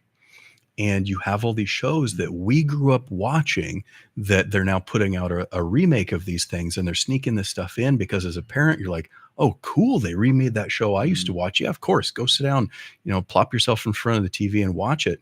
And you trust that it's as innocent as when we saw it. But no, they put these other things in there that are going to sneak in when you're not paying attention. And so we have to be very, very careful that if anybody else is watching the girls and they let them watch TV, like, no, you are going to watch the 1984 version of Care Bears, not the new one, because get the VHS player. Yeah. Yeah. And just being that cautious, though, that so much media will sneak that stuff in when you're not paying attention. So it's a double bonus for me that, like I said, I know what they're watching, but also, like, you get to watch the stuff I grew up with. And they're speaking of, they're coming out with a new He-Man movie. I did see that. Oh my gosh, really? Yeah. Yep. Yeah. Like I'm gonna go watch that. Like a animated or no? No, live action. Wow, that's cool. I mean, we have the Dolph Lundgren version from back in the day. I don't know how it's going to stack up to that. That was Who's that? What was the? Oh, is that what? I don't know. Somebody just chimed in. Gotta get them. Oh, gotta get them on He-Man. That's right. Yeah. What was it? Wasn't there a puma in He-Man? Thanks, Wes. No, it was a tiger. I thought it was a black. It was like a saber-toothed tiger or something, wasn't it? He was green. Green. I can't remember what his name is, but when Prince Adam changes into He-Man, the tiger changes into Battle Cat. Oh yes, because he was scared of everything. Yeah. And then when he gets transformed, he's super brave. And I didn't realize his name was Adam. Prince Adam. That's interesting. Mm-hmm. So what did you see the trailer? Yeah. Yeah. What'd you think? We'll see. Yeah. I'm cautiously optimistic. Are you looking for something like as far as an 80s toy that you can't find? Like it's a unicorn. Oh man. Holy grail of your collection that you can't. It's Transformers. If you're gonna have so anybody who hasn't seen, I have a couple of arcade machines with shelves up above. Cringer. Cringer, yes, thank you. Whoever that was, you have better Thanks, trivia East than me. Lincoln Wes. West. Yeah. East Nice. Lincoln West. All right, good That's work. Oh, that's the cat's name. Yep. I cannot afford Optimus Prime. Oh, And they have new toys that look like the old version, but it's just not the same. I know it's not the old one. It's just never going to be right for me. But yeah, all the toy stores, man, that stuff is so expensive. So I went out and looked. So when I had Jetfire, I think was his name, the white airplane, and I think it's somewhere in my dad's basement. And I asked him, I said, have you seen any Transformers? He's like, oh, there's a whole bucket of stuff. And I'm like, well, I have to go look now. Wow. Because my 25-year-old son, he remembers playing with it when he was a kid, and it just kind of disappeared. And so he wants Jetfire. And I went to eBay or wherever, and I was like, well, how much is an original Jetfire? Because there was some metal in that thing. And it was like $200 some odd to get an original one. I was like, well, and you can get a plastic one for $20, but I'm like, no, I want my original one back. But I can't imagine if I wanted the whole, because I had a bunch of Transformers. I had Micro Machines and other stuff, but like I'd go broke trying to replace all those at $200 some odd a pop. Did you ever have Voltron? I did not. I watched it, but I didn't have any of the toys. That was the 5, Yeah. right? It was the they turned into a lion. I think he even had I had it, which was awesome. But I think he even shot off of his arm. I think it shot rockets. I mean, this is back in the day. I remember playing at my grandma and grandpa's house, and he was a World War II vet. And I mean, the toys that they had were like these tiny little rockets that shot out of these metal tanks. Totally not kid friendly, right? I mean, but it was, those were, Voltron was cool because it was 5 different. I think it was like his legs were each Transformer like. And they connected all together to make cats. the big. Maybe they were cats or something. I thought they were lions. They were lions. That's what it was. Okay. Yeah. So to anybody who's watching and listening today, be a hoarder. Never throw any of your stuff away. Never throw any of your kids' stuff away, because someday, when nostalgia hits again, all your stuff is going to be worth so much money that you can't rebuy it. That's the moral of this particular story. My kids are that way with Pokemon cards and stuff. Yeah. Like they still talk about the one that got away. I don't know if you remember these. I have a book full of garbage pail kids. Those are worth money. I've heard they are. Yeah. I do. I actually have a binder full of, I have almost all, I don't have the first set, but I have from the second set up to like the 6th, I have almost all of them. No way. Yeah. We should see if I've got any you're missing. Okay. I'd be happy to donate. Let's get together. Yeah. Do you have the big cards? Did you ever see those? No. I have some big cards. We're going to get into some deep nerd territory here, but for the first series, I actually have the British versions that are actually smaller. They're not baseball card size. They're smaller. Were they before, or did they come out before the original? I mean, no, it's just I don't remember what the reason was. I think the trading cards in England were just smaller. Like we have just the standard baseball card size cards in England, just as different. I don't know. Yeah. East Lincoln West. What is your favorite 80s toy? Since you're weighing in on Cringer, which I would not have. I mean, you would have put like 4 answers in front of me. I would not guess. Yeah, you guys. I'd like to phone a friend. You were talking about He-Man. I saw Cringer. I'm like, what's Cringer? I think he typoed something. He fat fingered, and he's like, it's the cat's name. Yeah. All right. Ninja Turtles. Yeah. That's Wes's favorite. Oh, really? Did you have Ninja Turtles? I had Ninja Turtles. Oh man. I only have one. I do have Donatello. Donatello is on the shelf, standing on top of a Rubik's cube. So, like, is it the action figure? The first one was it? I'm not even sure how big it was. Yeah, they're that big. The Ninja Turtles? Yeah. Okay. Those things were awesome. That was a little bit after me because I was a little bit before that. You're 40. You're 50. I'm 48. I was actually not allowed to watch Ninja Turtles. A little, Well, so many of my hobbies now as an adult are because I found out how wrong my mom was about so many things. But I grew up during the Satanic Panic. If anybody remembers that in the 80s, that kids were being kidnapped by Satanists and sacrificed in the woods and whatever. And so my mom bought into that wholeheartly. And so you can't do this, you can't do that. Wasn't allowed to watch Ninja Turtles because I might learn to meditate. And then you open your mind up to demon possession. Dungeons and Dragons was totally forbidden in my house. Also, chick tracts, Jack Chick warned against Dungeons and Dragons because you end up learning real magic and learning spells to, I don't know, sacrifice your friends or something. And now as an adult, I play that with a bunch of Catholic guys. I've never played. But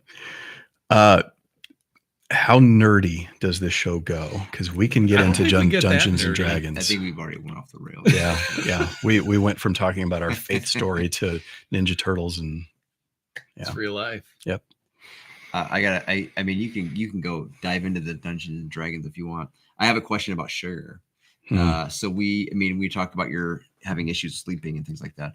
Has that gotten, I mean, you said it got better. Has it gotten better because you have limited sugar? We started limiting our sugar intake, some of us. And so has that been better? You know, that's probably a big cause of it, because Interesting. It's kind of like a chicken and the egg thing. Like, I would wake up tired because I hadn't slept. So I'd have my coffee in the morning and then I'd have a soda in the afternoon because I'm so tired. But then is that soda what's, making my sleep even worse at night? I don't know. But yeah, the gang started a sugar detox where, for the most part, with a few exceptions, I have just basically stopped drinking soda. It's something I normally do for Lent. But yeah, just peer pressure. I've shut down that soda for the most part. And yeah, I don't know if it has anything to do with it. I feel like I have been sleeping better. Oh, good. And I know it's so much healthier. There's so much sugar in soda. And I feel a little guilty because I know some folks are really detoxing from sugar, and no cookies, no bread, no none of that. But not this guy. No. I'm eating bread. Yeah. I've eaten some bread. I'm not no carbonate. Like, I would be a carnivore diet, I'm pretty sure. Which I feel like I'm doing mostly. It's probably 80% meat, beef, and chicken. I'm not a pork guy, really, but I've been eating a lot of fruit because Shum said that's where you get sugar from. So I've been eating grapes. Like, they're going out of style. Blueberries. Eat blueberries. Blueberries. Well, and so people that maybe don't know, like, we started this January 1st, this no sugar. We kind of like threw it out to the coffee guys, and we have a side conversation going with no sugar. And so, yeah, it's been good. I don't know who's still doing it other than the three of us sitting here, but maybe Michael. I think Kurt's still doing it. Kurt's still doing it. Yeah. Okay. It's been, I eat a lot of meat, and I'm hungry a lot. See, and what I like about it is that nobody's like crazy about it. Like, Kurt was over at my house, his family, for the Super Bowl, and somebody brought some dessert. I'm like, I'm having a dessert. It's the Super Bowl. Like, so I ate a bunch of meat first to get full, and I ate about a half a dessert. And I was like, that's okay to do. It's just, but I think, like, with you, like you said, you're almost like addicted to the sugar or the caffeine or whatever. I had to have it daily to get by.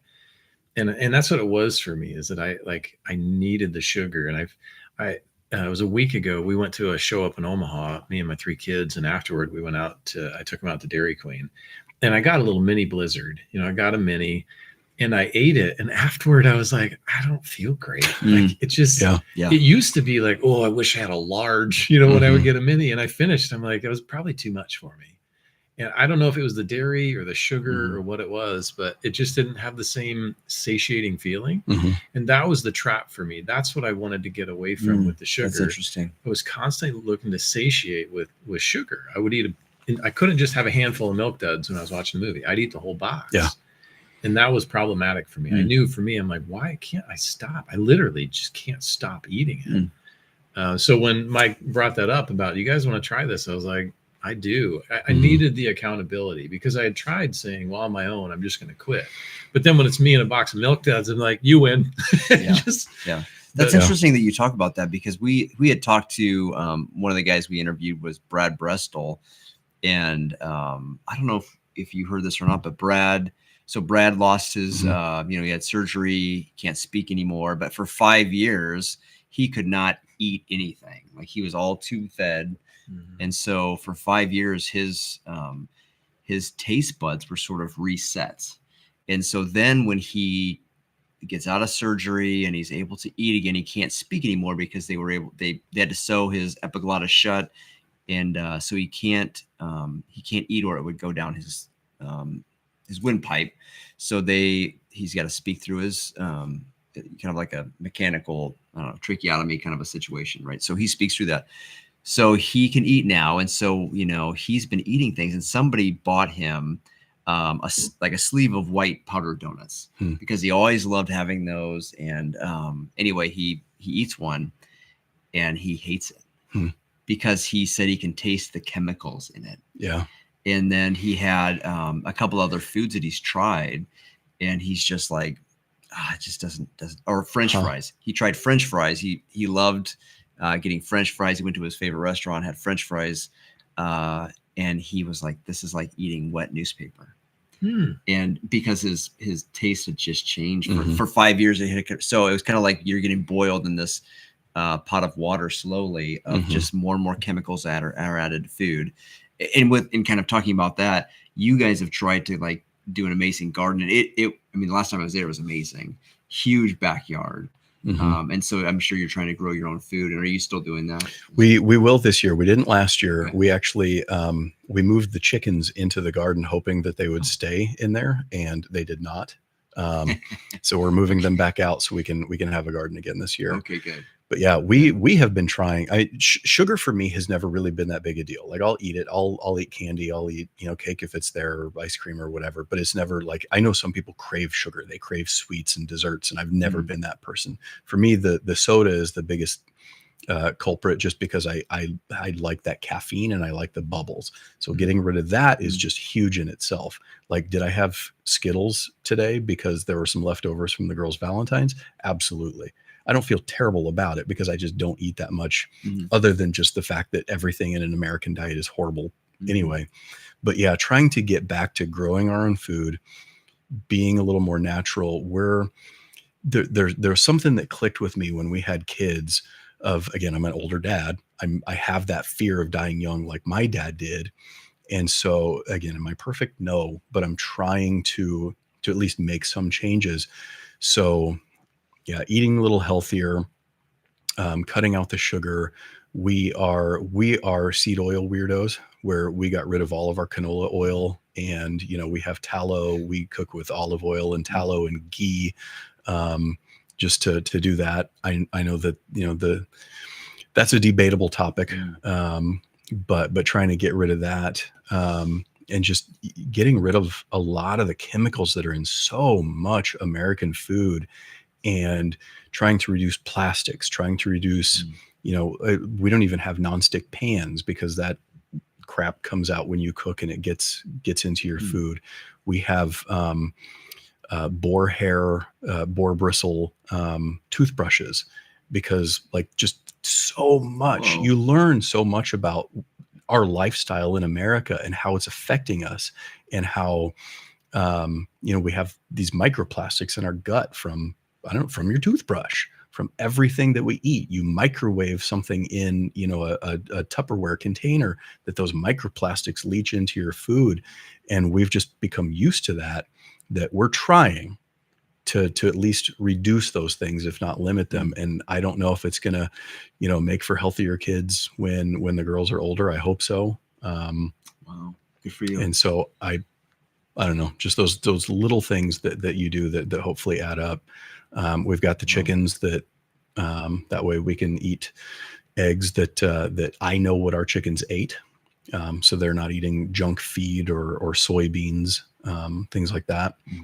Just the little things that you can do, hopefully to just be a little healthier. So I have 3 chickens. How many chickens do you have? Well, as of yesterday, when a fox got to one of them, we also have 3 chickens. Okay.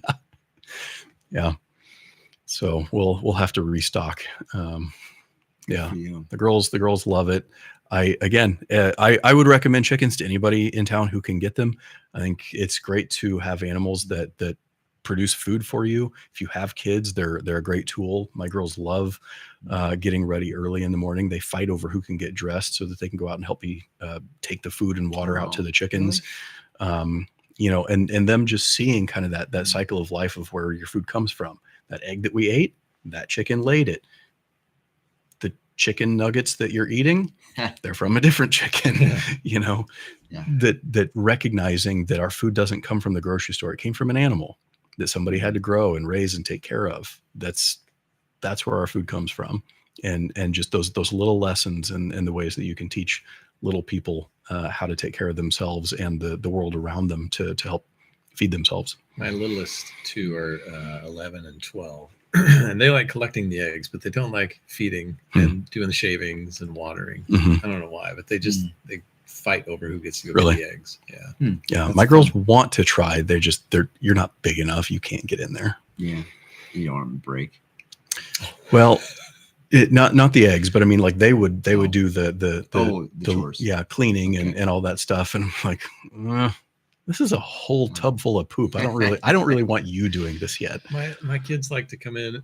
Sometimes we don't collect for a couple of days, so they'll come in and they'll put them in their coat pockets and stuff, and they'll pull them out. They'll go, because we only have 3 chickens. They'll go, not 1 egg, not 2 eggs, not 3 eggs, and they'll get to like 5 sometimes. And the other day, my daughter, she's got them in her pockets, and she walks in the door, and she accidentally leans against the door, and you hear this. She goes, not 1 egg. Oh, no. I was like, oh no, sorry about that. So she had to put her pocket inside out and clean the yolk out. I was like, sorry, girl. Yeah. That's awesome, though. Good. Yeah. Well, have you guys done canning? We have. It's been, like I said, we didn't have a garden last year, so I think we've actually gone through most of the stuff that we've canned. I know canning's quite a bit of work. Yeah, that's what we're going to ramp up this year. I feel like that's where getting those shelves stocked with a bunch of like tomato sauce, and that's where you can start making a dent in your grocery bill by having some of that in the freezer and stuff like that. So, do you have like a big deep freeze at your house? Yeah, we do have a deep freeze. I need to go through it so we can see what we can add to it. Because I like to hunt. I didn't get to go this year, but yeah, it's mostly full of venison. Again, the girls have grown up eating venison for breakfast. And I have a couple of wild boar legs that are taking up way too much space. I need to get rid of. You just go for a wild boar hunt somewhere, like in we did. Alabama, me and a couple friends went down to Oklahoma, right on the Texas border, and I got a couple of wild boar. Not the tastiest animal. Say, are they kind of they're gamey? They're very okay. Yeah, because they eat anything. Yeah. Like, no discretion. Yeah. On the Texas border, my son is in Paris, Texas, which I think is just south of Oklahoma City on the Texas border, maybe half hour in or something. So I didn't realize that boar were that far north. Yeah. And they're spreading. And actually for anybody who wants to do it, talk to somebody down south who might have boar in their area, because they are invasive and they breed like crazy. So a lot of farmers will actually, they would love for you to come down and basically take as many as you want. Just cull as many as you can take, because they will destroy crops. And then they don't breed on like an annual cycle like a lot of animals. They breed throughout the year. Wow. And so, they're wild and they destroy everything. And so, the farmers down south would love for people to go down and hunt. Well, I'll put you on my list this fall. I want to get a group of maybe 5 guys together to go deer hunting. I used to do this maybe 10 years ago, and we would go out and we would tent camp in the sandhills of the national forest for 3 or 4 days. And I brought back a lot of deer from there. Yep. I'd love it. Yeah. Cool. Good. Awesome. Well, anybody else have any questions or anything? Thank you, East Lincoln Wes, for weighing in. Wes is a big hunter too. Is he? Really? I'm 90% sure that's Wes that we know. I've seen him. He looks like a hunter. Oh yeah, he's a man. He's a manly man. He learned that from He-Man. He kind of looks like He-Man. Yeah. You kind of do, Wes. He's probably fallen asleep. He's not ready to watch it anymore. He probably forgot it's on his phone. He's playing with a Ninja Turtle. Yeah, that's right. So one thing I wanted to talk about too was that you're kind of getting serious about starting a show, and you're thinking about kind of what content you want to have, and did you want to talk about that a little bit? Kind of like a preemptive, like this is coming soon. And we were talking before the show went live. We had some downtime waiting for the show to start. Minutes of downtime waiting for and No, I had mentioned that. Wes is awake, just so you know. Oh, he is Oh. here. Yep, Good. he's still there. Maybe Wes can chime in about Although what kind this of is podcast. late for Wes. Yeah. Wes is like a 4 a.m. Go to guy. bed, So Wes. All right. thanks, Wes. No, I started my education on the radio, and I love everything about that, and talking and telling stories. And I've wanted to have a podcast of some kind for years, even when I was in law school. I just didn't have time or the ability. And now that life is sort of becoming a little bit normal, I've focused on that. I got a new computer. I got some recording equipment. I got a new microphone for Christmas. I have wanted to have this show forever. And the problem is I have so many interests that I don't know how to narrow it down to what I want to talk about. I have an 80s room in my basement. Should I have a show down there talking about just nerdy 80s stuff? Or, should it be faith-based? Should it be, Katie has wanted me to have a political show, because when we're in the privacy of our home, I will tell her my political views about things. And I just think of how much trouble I would get if anybody heard me talk about politics out loud. Or even, like I had mentioned, just, being an older dad of young kids, just so much stuff that I love and I have an interest in. I don't know how to narrow it down other than, this week I'm going to talk about this, and this next week I'm going to talk about that. And I don't know how to get an audience doing that, though. I think that'd be cool. I would encourage you just to start doing it. Like, let the content lead. Yeah. For Mike and I, we knew early on we wanted to share people's stories. That's why we do this, because people deserve to have their stories shared. But like what we talk about within that is, it's Ninja Turtles, and it's, who knows, parenting, and lots of stuff. I mean, just crazy stuff. So if you want to start something, just start something. And you may find after the first 6 to 10 episodes, like it's starting to, focus on a certain area. But the difference is that most people don't start. Yeah. It's just a concept. Mm-hmm. And that's all it ever stays, is a concept. So just do it. I'll watch it. Okay. I think the other sticking point too is you get to a certain show number and then it just stops. Right. I think you got to push through that threshold of like trying to get, okay, we got to do another one, and you want it to be good content, but you just got to keep going. Do you have a show name or anything that you're? No, because I can't figure out what I want it to be yet. But I actually heard yesterday that the average length of a YouTube channel is 3 years. That anybody who has a show like this, they just kind of peter out after 3 years. That's a long time. I mean, it goes me, it's a long time, but that's a lot. Yeah, a lot of content. Most small businesses don't last 3 years. No. I think 3 to 5. They say 70 to 80% are gone. I mean, with the Patreon money that you guys are no doubt raking in from this is a small business. Yeah. Thanks, East Lincoln West. Shout out to East Lincoln West on that one. And all the other Patreon members. Yes. We recognize you. We know that you're out there, and we actually made some content today before the show. So yeah, if you're not on Patreon, you missed out on some behind the scenes freaking out. And actually, all Patreon members can vote on what Ryan's new show name is going to be called. So okay, you give you permission. Yeah, you can. I look forward to what the magic of the internet picks for me.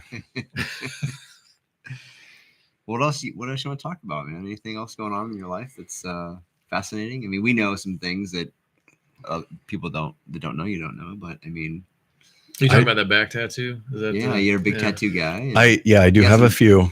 You're a big guy. You're working out. I haven't been actually. I need to start. I'm actually going to start this weekend. So thank you for noticing. No, I've been slacking, mostly because I haven't been sleeping. I let it go because of the lack of sleep. But yeah, I do have some tattoos, and one of the one on my back is the hardest to explain. Oh, I didn't know you actually. No, I actually do. I've got 3 on my chest, my arm, and 1 on my back. But the one on my back is my very first one, and it is the symbol of, this is so out of left field. It's the symbol of the Kon-Tiki. In the 1950s, a guy named Thor Heyerdahl wanted to sail on a balsa wood raft from South America to the Polynesian islands to prove that that's how Polynesia got populated by humans. And so National Geographic Society sponsored this, and he did this. He was a huge celebrity in the 50s for doing this. But so there's meaning behind that, about just kind of like doing the thing. When you have a belief in something, just do it and prove them wrong. If you're going to be talk, like be prepared to back it up. But also, I have no idea how I developed an interest in tiki. And by that, I mean like tiki bars, tiki drinks, that weird, like fake jungle place where you go drink fruity rum drinks. And I have a collection of tiki mugs. We started to build a little tiki bar in the basement. It's so I'm chock full of nonsense. So what do you have on your back exactly? What is it? It's a face. I don't know how to describe it, but it's a face that they had painted on the sail of the boat that they traveled with. I'll have to look at that. Well, yeah. And that's I put it I could edit it in, but I can't because it's live. It's live. I'm not going to show anybody. Patreon. We'll have your back on that. Patreon will ask for a refund this month if I show my tattoos. So, okay. Yeah. I'm looking it up right now. I've never gotten a tattoo. I'm afraid of the until today. Come on in, Matt. Just kidding. The Patreon members will get to choose his first tattoo. Where it goes. Yeah. I'll just do a little tear. Is it? It's that. One? Yeah, it's literally that thing. Yeah. Oh, and very. It's not exciting. It's super nerdy. People have no idea what it is. But that was how big? Just about 6-8 inches, something like that. Yeah, over here. Okay. Wow. Yeah, I have the Sacred Heart actually on my sternum. Oh wow.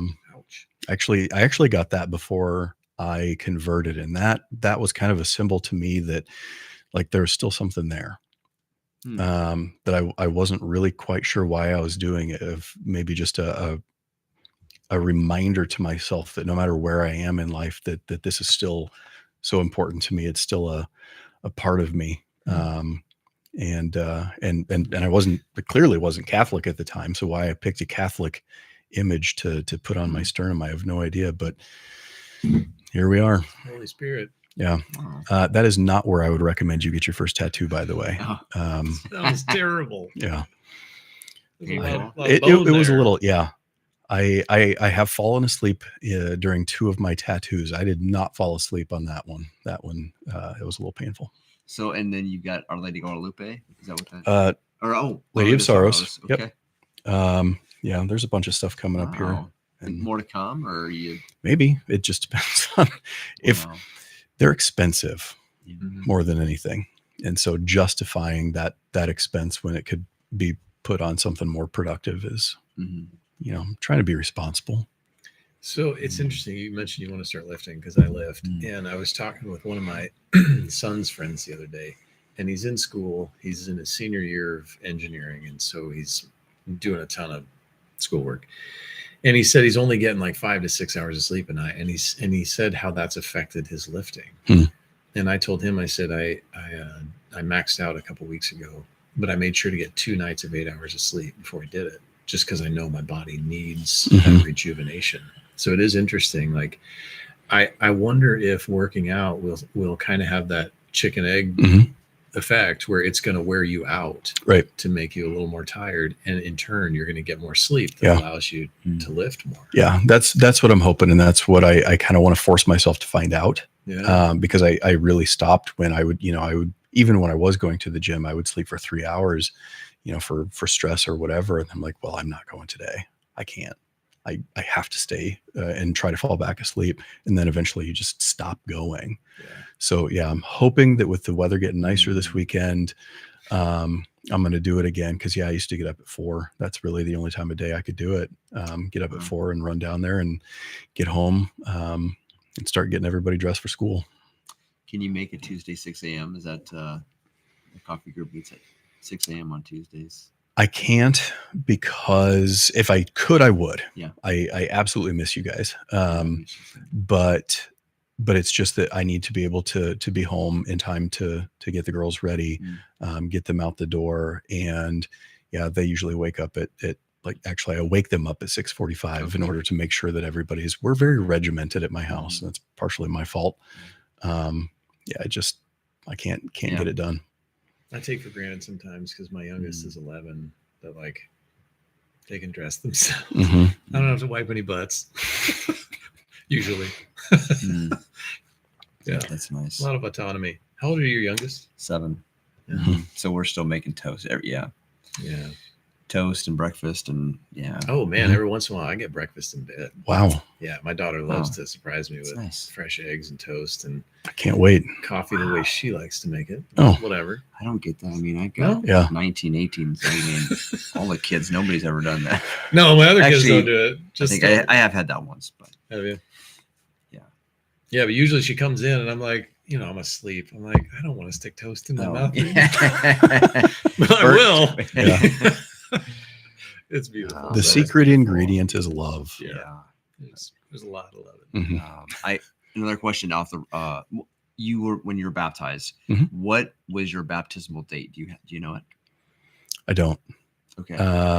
So speaking of St. Peter's Church, Father Clark, who's there now, I saw him at a party once, and he said it was his birthday that day, and I said, "Oh, happy birthday, Father Clark!" And he said, "Actually, your baptismal date is more important than your birthday."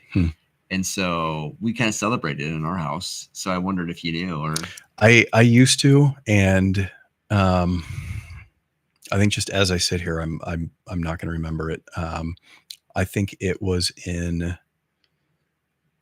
June because it was right around my actual birthday.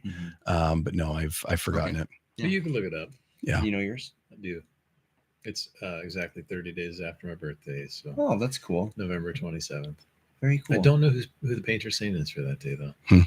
Yeah, that's good. It's powerful. Yeah, and I found it because my parents saved my baptismal certificate, and it's in my baby book. So I looked that up one time. That's cool. Yeah, it's very important. I mean, it's very important. So it's cool. I should. Yeah, it was a very busy weekend where not trying to get sad, but I actually had to put my dog down. Then it was my actual birthday. Then it was me coming into the church all within like 4 days. Oh, and so I can't remember which happened on which day. I can barely remember my own birthday. But you're only 45. You're a young whippersnapper. Okay. Have you compared to Mike, right? Have you ever gone into court and deliberated? Like the reason I don't think that's the right word. That is. I mean, is it? I don't know. I don't know. I've deliberated in my bathroom before. All right. So I am tired. I am really tired because I was up late at the boiler last night. And anyway, so deliberated.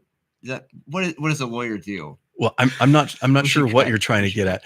I've done trials. Okay. I've done hearings. I've done. What does a lawyer do when you're doing a trial? Charge a lot of money. That's what they do. It's nothing like what you see on TV. Well, it's all the function of laying out the evidence, and I have to lay the foundation for the evidence. Where did this evidence come from? Can you verify that this is actually your signature? And what is your name? What is your job? How long have you held that job? So it's not exciting. I don't get to make grandiose speeches. When you're deliberating on the floor, have you ever said, you can't handle the truth? Has that ever come up? As a lawyer, isn't that one of the things you'd probably love to say as a lawyer? Just one time. I should. If I ever really, if you're still watching, if I'm in that moment where I'm like, you know what, I'm done with my career and I want to get disbarred, I will do that for you. That'll be a disbarring or at least a sanction. Wow. Mr. Patrick, what are you talking about? In the midst of your deliberation. Yeah. While I'm deliberating. You look at the judge and you'd be like, well, you can't handle that. Yeah. Just say. I don't know why. I want to make sure I'm never hireable again. I will do that for you while I'm deliberating. Yeah.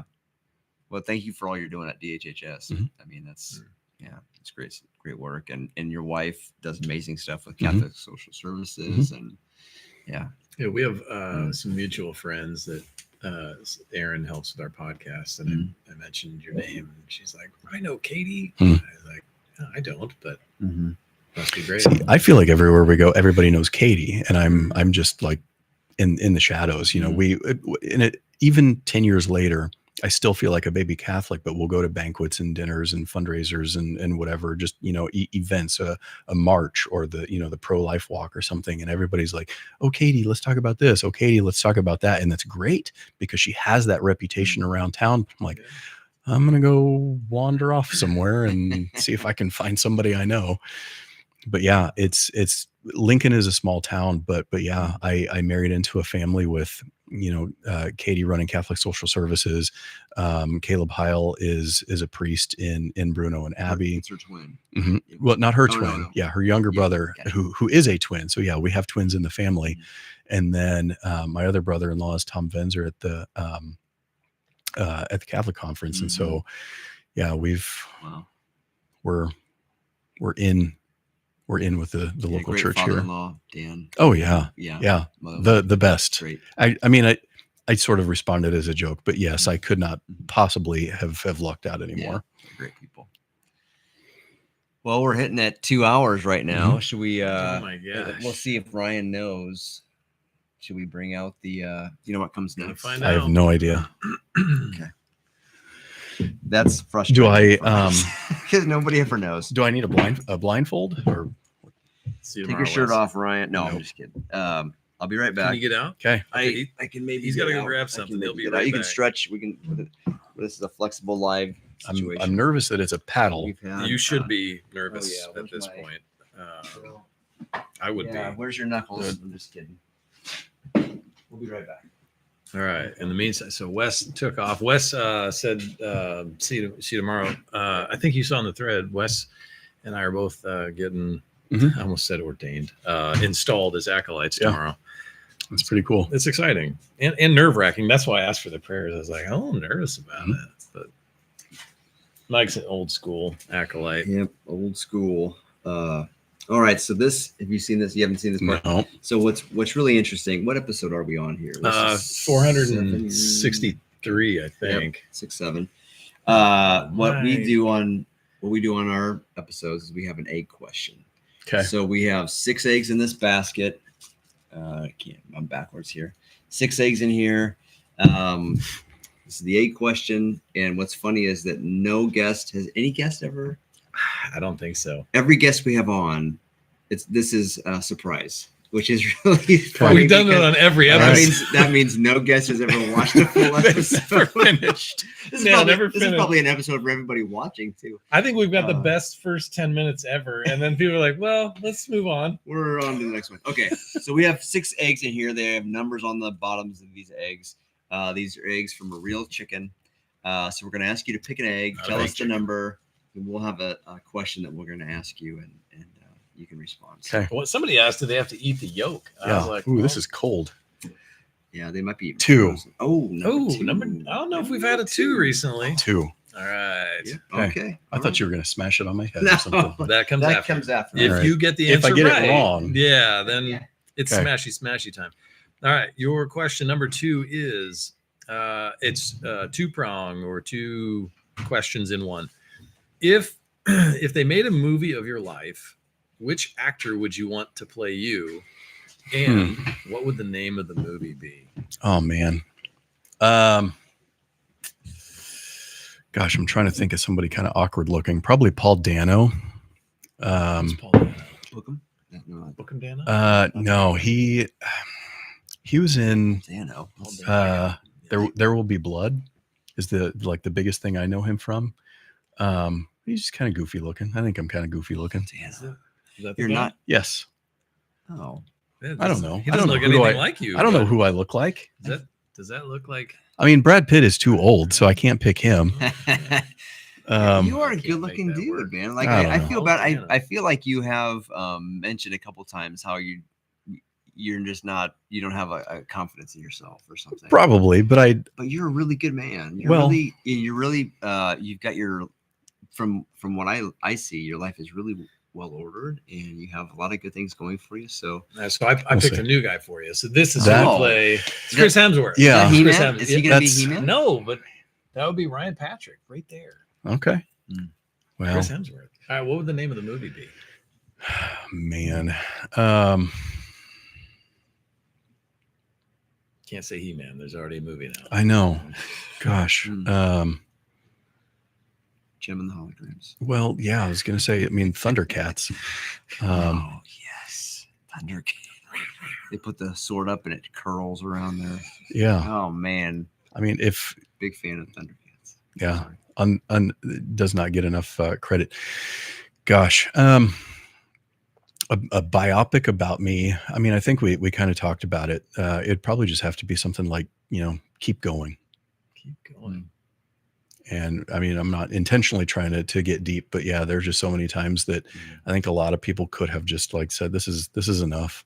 Like, I'm fine. I'll just keep doing whatever I'm doing. And for whatever reason, I just kept pushing, and nothing was ever good enough. Well, I think that's true right now. Like even with, cutting out the soda and going to the gym, like you do, just keep going. You're a very resilient individual. Because I think a lot of people can get beat down and just say, this has been too hard. Screw it. I'm just going to keep drinking soda and getting 3 hours of sleep and hate my life or whatever. So like you're always looking for more. It's beautiful and confusing to me. Like, where does that come from inside to say, I'm going to keep fighting? I think a lot of people give up, but I mean, when I was younger, it was self-actualization, and then having kids really, really, really changed me.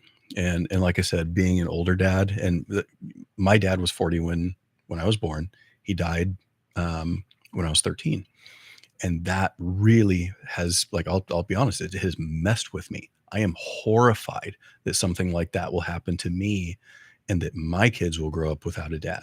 And that's not like I'm so wonderful, I'm so important, but like, you just have no idea how it affects you when you have not had a father through most of your, like through half of your childhood, all of your adulthood, and a mother, and not having a mother for all of your adulthood. How horrifying that is, that could happen to my kids. And so, like, do I still eat greasy hamburgers and pizza and garbage? Yeah, of course I do. But trying to just be better and live better for them. I want them to have a better life than I had. And I want to be around and be a better father than what I had. And so yeah, just like your priorities change so much when, at least they should, when you have kids. Like, I'm not just living for myself anymore. Like, it's great if I become buff because I've been working out and I look cool with these muscles, but like, no, I want to be fit because I want to be strong to pick up my kids. I want to be able to protect them. I want to live a long time so that I can see, maybe my grandkids. And so that's what's kind of pushing me now. What did your dad die of? Do you know? He had a heart attack. Okay. Was he okay? Yeah. And I don't know much about his life. I found out when I was older that he used to be a smoker. I know he was really, really stressed out too. So I've got that strike against me. But none of my brothers, died that young. So it was probably a fluke. My mom had leukemia. That was a fluke. It just, it's stuff that just happened. But at the same time, it still affects you and stays with you, that like pushes you to maintain your own health, that even if it was a fluke, what can I do so that my kids never have to go through this? Yeah, one of my running buddy, Tim, his dad died, I think, at 68, and his dad died in his early 60s of a heart attack, both of them. And so Tim went out and got a test, like, to find out if he has that genetic predisposition. But then he and I started running half marathons together and lifting weights and like just trying to make those life changes to say, like, I don't want their fate to be mine. I want to do what I can. Now, God takes you and God takes you, but I don't want it to be because I was lazy. Right. Yeah. I want to be a good steward of this body I've been given. Have you talked to God about that? I mean, have you brought that up and just said, I'm tired of fighting or being worried about this and just... I don't know that. Well, I mean, I think about it and I pray about it, and I, and it's not something that I'm like, that's not something that's causing me anxiety necessarily, but it's still a factor in the decisions that I make. And I want to see my girls grow up and my dad, never, he died when he was 54. And not that this is the side that matters, but like he never saw us as anything other than kids. But I don't want my girls to grow up without that. I want to be able to see them turn into adults. I want to see what their personalities are like when they are fully grown and become themselves. And if I don't take care of myself, sure, what happened to my parents was likely a fluke, but it's always in the back of your head as a decision maker. Like, what am I going to do with myself? Like, I should probably go for a run. Yeah. Yeah, I can tell you, Mike's just getting into this stage where he's got an adult son who's out of the house now, and I've got 4 that are out of the house, and having a relationship with them. I remember my little twins when they were, I was carrying 2 car seats and exhausted all the time. But now I get to have relationships with my kids and adult conversations where they call and ask, like, I'm thinking about moving states and a new job and maybe dating or breaking up. They're talking to me like all these things. I didn't have those conversations with my dad. And part of that's on him, but part of that's on me too. Like I was just afraid to do it. And here my kids feel like they can come talk to me about it. And I think I did something right. Yeah. I did better than what I got or what I was able to give in that relationship with my dad. So I think you're laying some awesome groundwork now for some amazing relationship later. Right now it is that you got to bring order to it and discipline them. But that eventually that turns a corner and all of a sudden you get to reap the benefit of like, gosh, we actually have like a relationship. This is pretty great. I hope so. Yeah. You'll get there. They're pretty cool little people. So Yeah. can't wait. Awesome. Okay. Well, thanks for coming on, Ryan. Of course. Thanks for having me. Yeah. This has been a really fun time. And sorry. No, I just want to make sure we give out his personal email. Okay. Yep. We're going to put that right on the description. Fan mail. Right? Yeah. Did you want, if people have questions or even like recommendations for maybe ideas on how to sleep better or anxiety, do you have nothing yet? Reach out to you guys and pass that along. Well, once we get this posted and you get your podcast going, we'll put a link to your podcast in that'd be awesome. Post. All right, we'll see. Awesome. Well, thanks for coming out, Ryan. Thanks for having me. Amazing, buddy, and we appreciate your time. And I know it's a long drive too out in the country here, so and thank you all for watching too, and for bearing with us. We were a little late getting this off the ground today, but we appreciate you watching. And so this will be recorded so you can watch it in the future. But one thing I did want to mention too is we have a gentleman. We all go to coffee together, and one of our gentlemen in the coffee group. 2 of them actually, Gabe and Josh. Josh his dad's battling right now and in the ICU, I believe. And then Gabe just lost his dad. So if you're watching this, you could pray for those 2 men and their parents. That'd be great. So but again, thanks for watching the Barn Again podcast, and saddle up your horse, and we'll see you on the next episode.